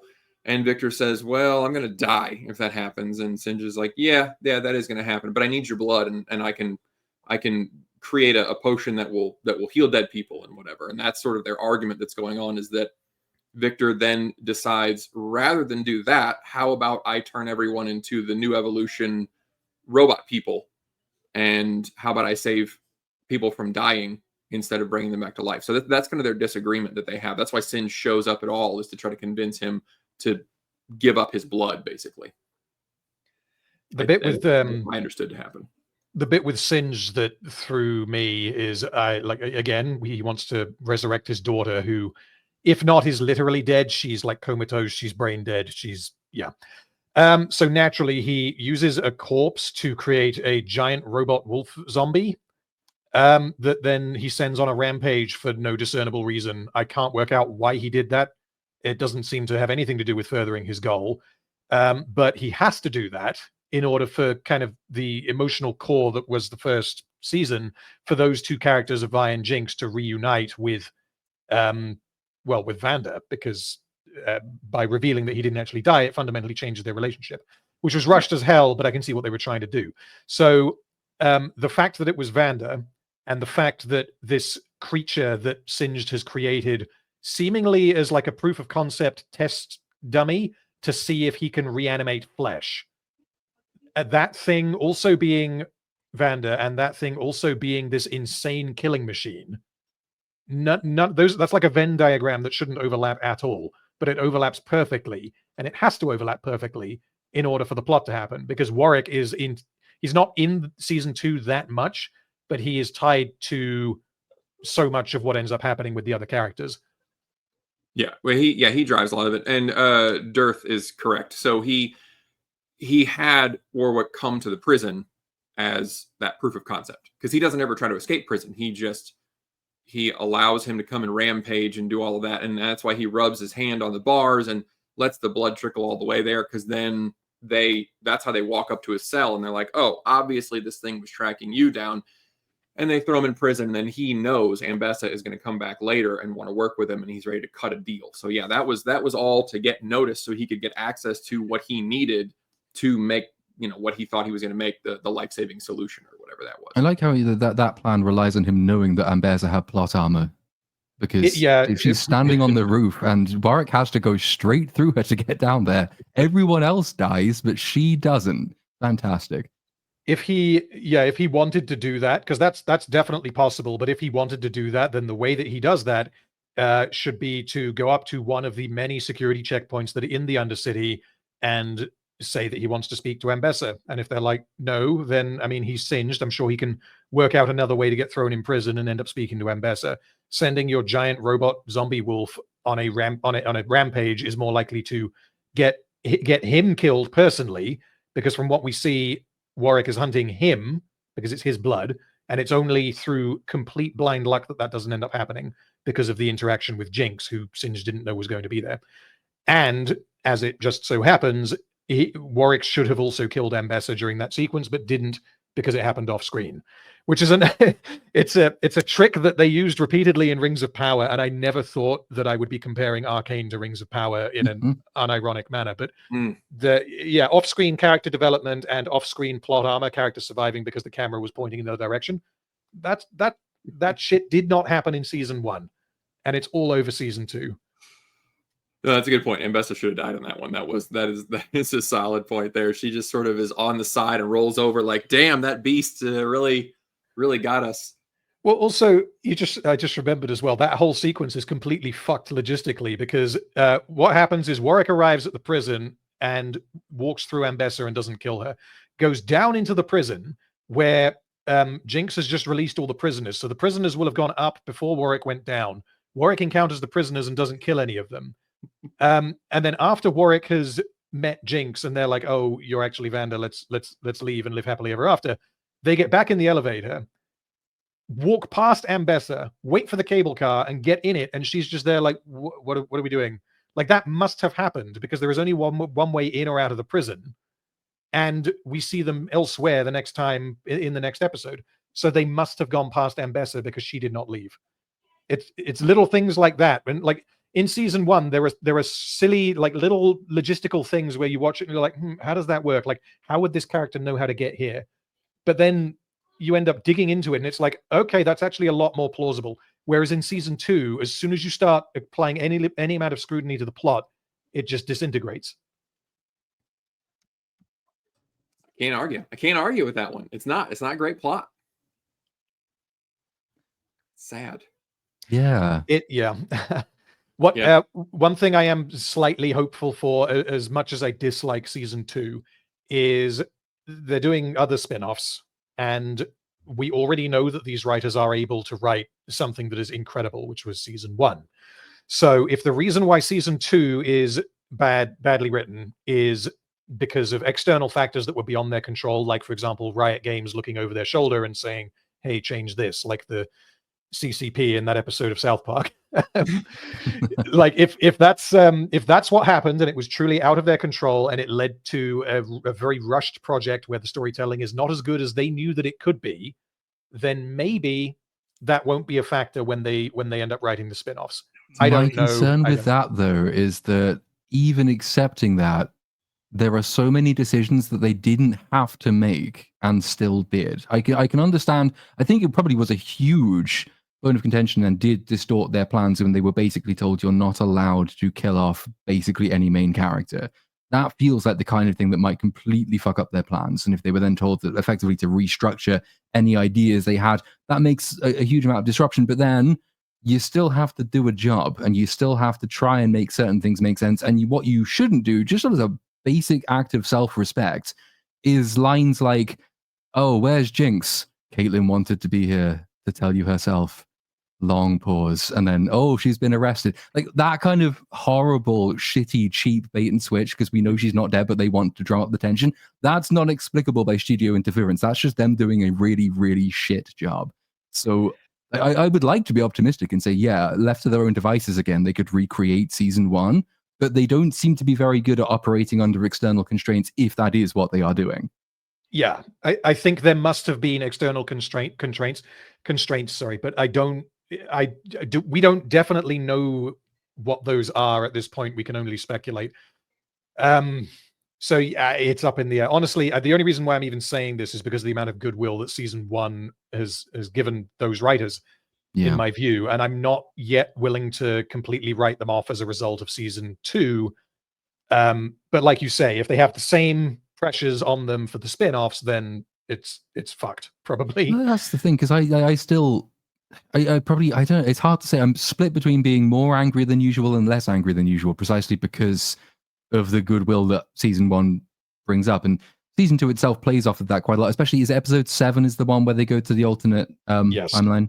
Yeah, and it's fittingly probably one of the best episodes in the season, and it is a what could have been episode.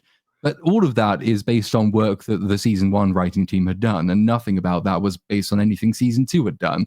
And the fact that that's happening whilst off screen, Heimerdinger is just Avengers Endgaming time travel is silly.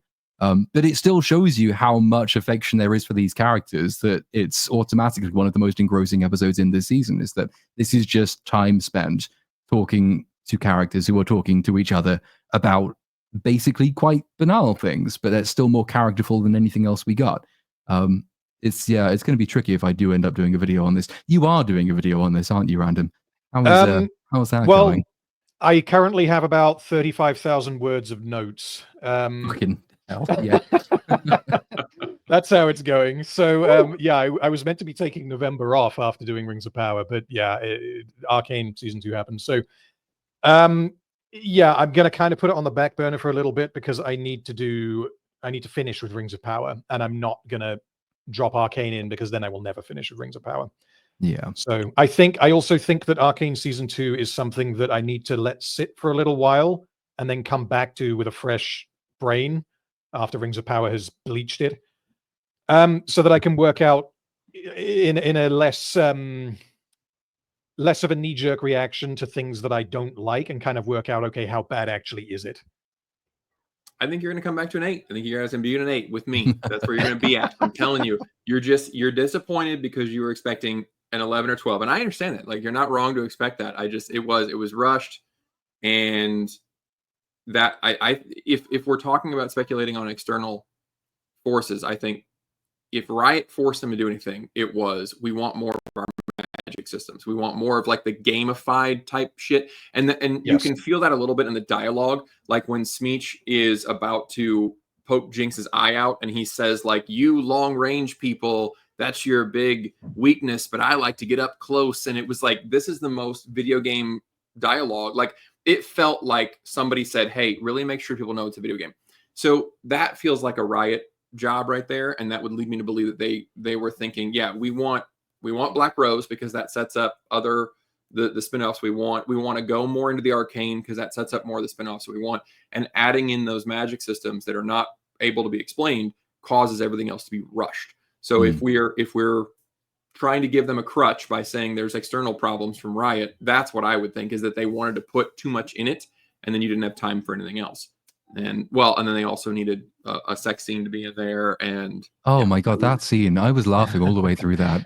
That's so funny in context. So the context is that Vi has gone to Jinx, who's in prison, and Jinx has played a Uno reverse and stuck Vi in prison. And Jinx, who's basically been Vi's reason for being for 2 seasons at this point, disappears. And Vi's first response is, "Shut! I'm just going to go and have a shag with the woman who punched me 2 hours ago." It's worse than that because as far as Vi is aware, Jinx had left. The reason why Jinx had done the switcheroo was so that she could kill herself. Yeah. And then Caitlyn comes back and is like, "Oh, well, you didn't think I needed all the guards at the Hex Gate?" That implying that, don't worry, I stopped your sister from killing herself. Anyway, let's fuck. Like you did. They did not earn it. It went on for like a good, I don't know what, 2.5 minutes or something. It really does drag. It felt very indulgent. They'll kiss and then we'll cut away, but nope, we're still going. Oh, we're still going. Nope. Oh, we're still going. Okay, the writers and Violet made a whole meal out of it. It was ridiculous. Well, kind of feel like the writers got horny there, I guess. What was it called? The writers barely disguised fetish. Well, and it's just that was it. It was irritating because there was a sex scene in the first season with Mel and Jace, but they used that to parallel Jace's growing relationship with her and his falling apart relationship with Victor and Victor's falling health while his romance was getting erect. And they used that as part of a story. So it wasn't just, look, we got fucking. It was, this relationship is growing and we're illustrating these themes. That it felt like they were in episode 8 and they were like, oh, we do want them to like confirmed get together. And next episode's going to be a lot of fights and a lot of resolution. So we really can't stop to fuck in the middle of episode 9. So we better get this in here. And it was indulgent for sure. Part of why it made me laugh as well is this is less of a problem on repeat viewings, but the first time, because the show did a bad job of explaining like time frames, they seemed to be aware that there was an army of like robot zombies on the way to kill them. And it seemed to be like, this is like imminent. Like we need to be ready to defend ourselves now. But anyway, let's shag in the prison. We need to go to the war room. you know, if you know that the army is going to be here tomorrow and you want to get it on, then like that, I can totally understand. That makes sense. Whether it makes sense for the characters to do that, but principally I can understand wanting to do that. But as it was presented, it seemed like they might have robot zombies walk into the prison cell, and it's like, oh, we were doing this instead of defending the city. Like, well, literally fiddling while Rome burns is what they were doing. Fiddling in a very different sense. This is not the only example, because you also get Jace, who in a place that is not the Hex Gates gives a long speech about how we have no time, so we have to shut down the Hex Gates. And you think, like, why are you sitting here talking about this? Why aren't you doing it already? What are you doing over here? There's so many. We're supposed to believe, like you say, impending threat, but also not impending threat, because we need time to. We got to look at this map, and we got to put little miniatures around. That was pretty good. Oh shit! What an embarrassment. Yeah. Anything else? I mean, there is plenty else left to be said on the subject, but I was just having fun in the chat. I was just. Yeah. I mean, we have other topics, but if you want, we have some super chats, and you know, we're already almost at 2 hours. It's up to you if you want me to pull up another topic. The other topic, the backup topics were Dune Prophecy and Cobra Kai. If anybody's seen any of those. I've seen episode 1 of Dune Prophecy, and I remember nothing about it. Yeah, I'm kind of in the same boat. So I guess we'll go on with the super chats. Yeah, not a huge amount of enthusiasm for Dune Prophecy. So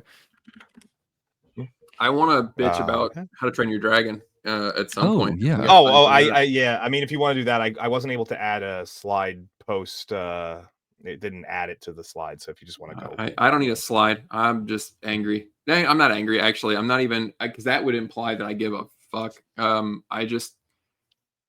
I'm sad that DreamWorks is giving in to the live action thing. It's clearly not working for Disney that well. They've got more misses than hits in the live action department. And How to Train Your Dragon is a fantastic film. It's not a movie. It's a fucking film. It's excellent.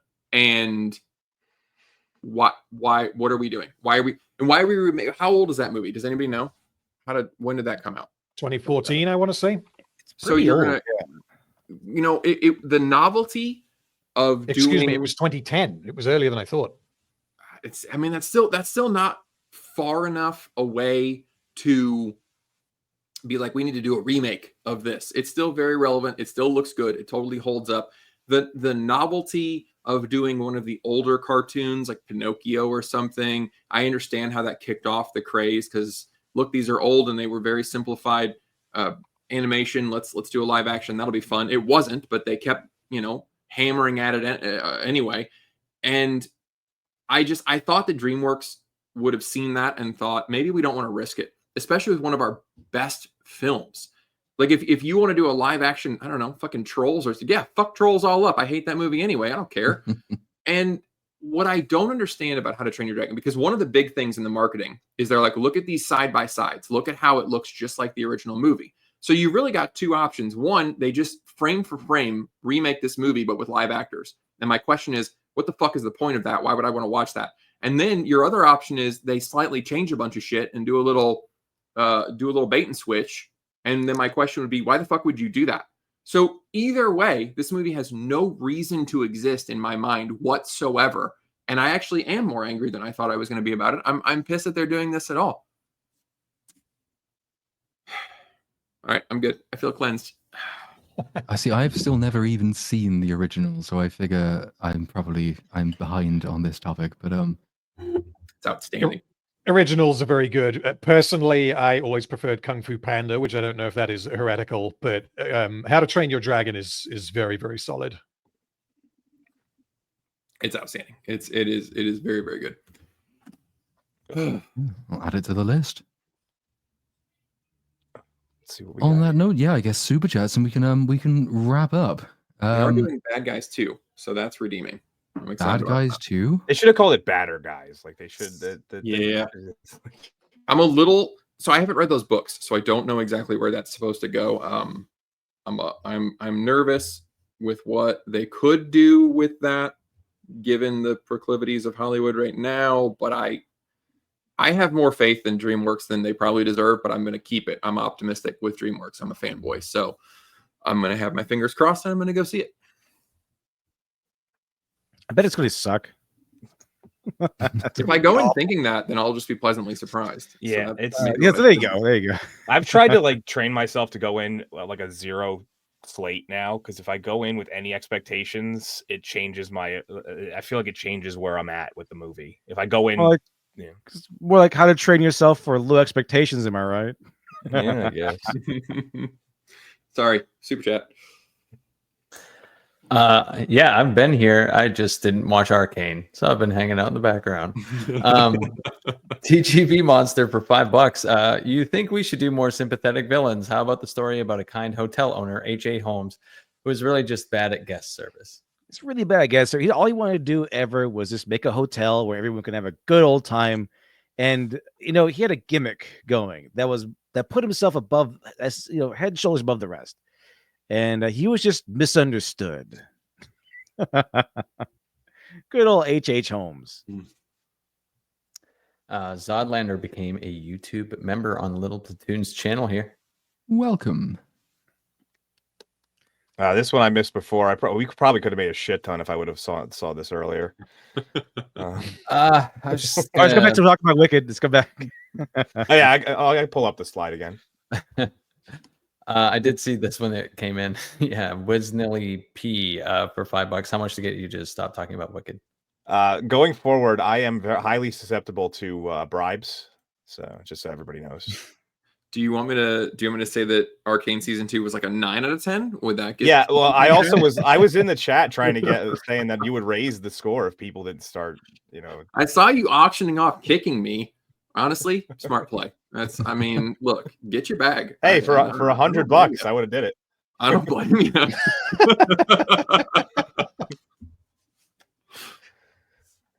Just an envelope full of cash. I would have did it.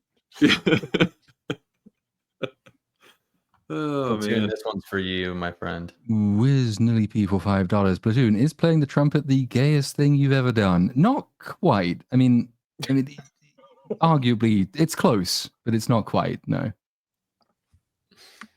There's got to be a blowing a horn reference in there somewhere, but I think you should record Mariah Carey, "All I Want for Christmas Is You" on the trumpet. I still own it. It's upstairs. I think you're risking opening up some sort of demon portal at that point. I'd rather blow my own trumpet. There you go. That's a joke. Our good friend Larry for $20 made you look. Yes, you did, Larry. He still has my favorite profile photo. It is good. It is. Tomato Truck for $5. I'm very glad to have you fellas to listen to while I suffer in the frigid wind and fix the lean to that the cows knocked over. The lean-to that the cows knocked over. Sounds like a fun evening. Good luck. Indeed. Absolutely not. Fucking cows. Are you Jeremy Clarkson in disguise? Slow burn joke on that one. You're all gonna join me. You're all gonna join me soon. I'm telling you, once the hurt feelings wear off, you're all gonna realize that it's better than you're giving it credit for right now. I'll get back to you on that. Goger for whatever the fucking that was. Corona's Swedish Corona. Sackles. Tyrion. Coronas. It's 50 of them. Saying Arcane Season 2 is an 8 out of 10 is as delusional as saying Rings of Power is accurate to Tolkien. Well, actually, there wasn't a lot of information about the Second Age, so when you... From now on, when that comes up, I just want you to say 50 Vin Diesels. 50 Vinny Diesels. That show did make me buy a really beautiful copy of the Silmarillion. Tai Fung for $10. Hail panel. Not that you care, but I quit YouTube Premium, knowing that my non-ad views weren't really helping your channels. Actually got in my head. I know my views have a minimal effect, but still. Hey, that 0.4 cents for the view adds up over the time. Yeah, it's very kind, but don't change your habits on our account. There is some way, isn't there, that I think YouTube Premium is supposed to parcel out bits and pieces of revenue every month to people who are part of the program, but I don't know exactly how that works. Yeah, you get if you go on your analytics, you can see how much you've earned from viewers' watch time that had YouTube Premium, and obviously it's not as high because less people have YouTube Premium than not. But yeah, what I don't quite get is if like I personally have YouTube Premium, so let's say that I spend £20 a month or whatever it is on that, and I only watch Little Platoon's videos. That doesn't mean that Little Platoon gets all of my £20. So I don't know exactly how they distribute it.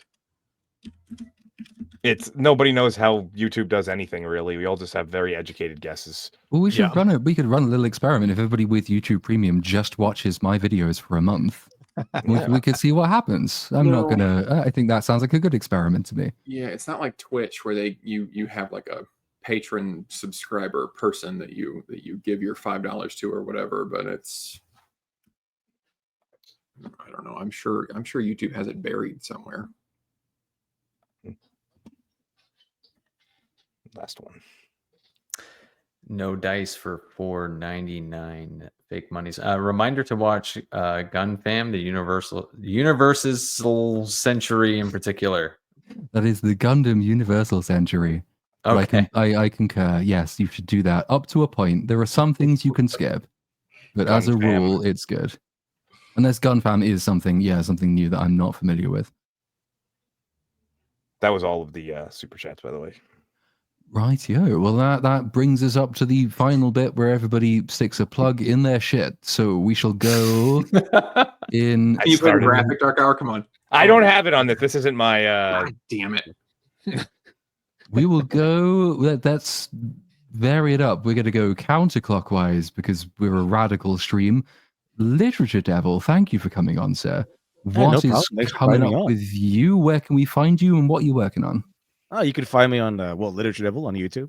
You should cover videos breaking down narrative structure, things like that, and all those little things that they say, like, "Well, you're racist and sexist." Well, you're not. That's not actually true, not necessarily. I mean, that could be the case, but no. There's other things out there. There's story structure, objective critique of these things, and no, you're not always racist and sexist. Sometimes they're just writing it the wrong way. That's just how it goes. For now, I'm working on a couple of videos now, going into the one thing I'm working on is the manga Berserk and going over how it handles temptation. Another one is going over the male fantasy and why it's actually not that bad, as Twitter would say. Actually pretty good. And a couple of other things, working on a comic book script that I was supposed to launch last month, but it's been postponed, so the script could be better. But otherwise, it's basically everything so far I'm working on at the moment. Fantastic. Well, yeah, links to all of these will be in the description on the Re-Up, which is the BSUP YT YouTube channel. That is right, isn't it? I know where we are. I know where we live. Yeah.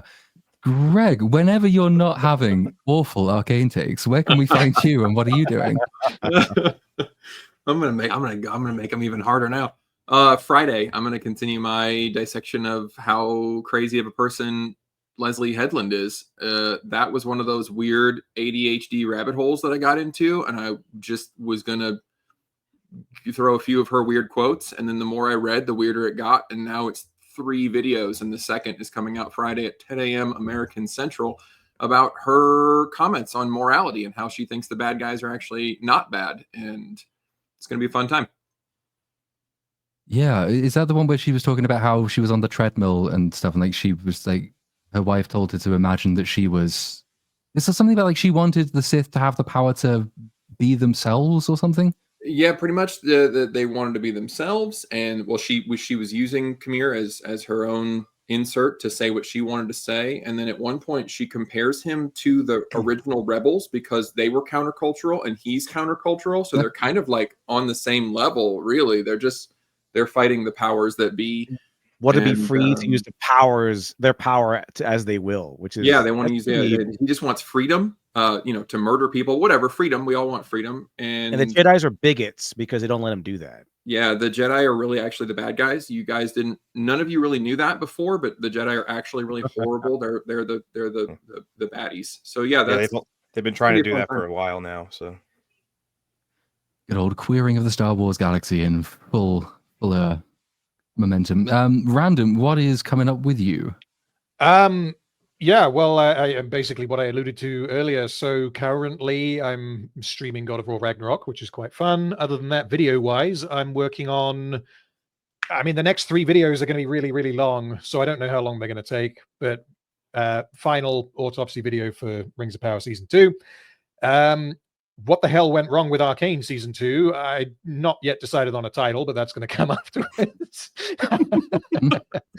And then after that, I've got to do a comparison between the extended and theatrical for Return of the King, because I've done the other 2, and then a whole bunch of stuff, mainly Rings of Power, got in the way. So those will be my next 3 videos, but again, they're long. I have no idea when they'll get done. Yeah, well, but looking forward to those. I'm trying to think. Is Return of the King, am I right in my impression that that's the one that the extended cut does the most damage to? Like the other 2 are objective improvements, but Return of the King introduces more sort of little plot holes and things? Or am I wrong about that? I haven't yet gone in and looked at it. I only have my vague memory of the theatrical because I typically watch the extended apart from when I first saw it at the cinema. And yeah, there's a bunch of scenes that definitely make it worse. But then there's also a whole bunch of scenes that are like, how could you not include Saruman's death being the obvious example? Yes. Like, how can this not be in the film? So I think the highs are higher and the lows are lower. So whether it's actually better, I will need to work that out. I mean, I did come away from my Two Towers escapades with the somewhat controversial conclusion that I think that the theatrical version is probably a better film because there's a lot of added scenes that do not actually progress the story. It's just a case of more, which as a fan of the Lord of the Rings, I will always go for more. But I do think, if I'm being honest with myself, that the theatrical version of The Two Towers is better. With the Fellowship of the Ring extended all the way, the stuff that you lose for Boromir and Aragorn, just immediately, the extended version of Fellowship is better every day. Fantastic. Well, we look forward to all of those. Dark Hour, what is coming up with you? Well, I don't have anything currently coming out like immediately, but I decided I want to try and do a new format for the way that Netflix is doing their releases now for Cobra Kai, because I have been a little disappointed with this most recent season. It seems like they've really jumped the shark in terms of melodrama and basically being like Degrassi with punches. And it's lost a lot of its irreverence and stuff. So I'm going to be doing that. I have a few movies coming up that I'm going to be doing. Obviously, Craven, probably Sonic 3, and I'm looking forward to tearing apart. Hopefully, being able to tear apart Skeleton Crew. I don't foresee that being all that great. So, and other than that, obviously here and Two Hose is got shows pretty much the rest of the year, almost every week. And I've been restreaming the older ones to get them back on my channel. So if you happen to see them there, just pop in. I'm usually in the chat, say hi. You don't got to hang out for the whole thing if you've seen it already, but yeah. Good stuff. Yeah, busy month coming up. I keep forgetting that Craven exists. Craven and Skeleton Crew. Hooray. Cynic, what is on your channel at the moment, sir? Well, nothing there at the moment, I can tell you. I haven't released a video in like 6 weeks, it feels like. So but 3 videos this week are coming out. Gladiator 2 review, a special video tomorrow, and then I'm doing a compilation of my Rings of Power Season 2 review. So all this week. Big week. Big week. Good stuff. And I guess that just leaves me that I'm hoping the Gladiator 2 thing will be out this week, but if not, it will be out the week after, but hopefully this week. And then who can say? Arcane, maybe Skeleton Crew, because that's early next month. Maybe something else. Lots of things. Maybe all of them. We'll see. And then eventually a June video. But that brings us to the end. So thank you again to the panel for joining us. Thank you again to the chat for chatting with us. We shall see you at back to the usual time next week, unless Drinker releases another movie. But hopefully he won't get in our way again, the selfish bastard. We'll see you in a week's time. Have a good one. Bye-bye. Bye-bye.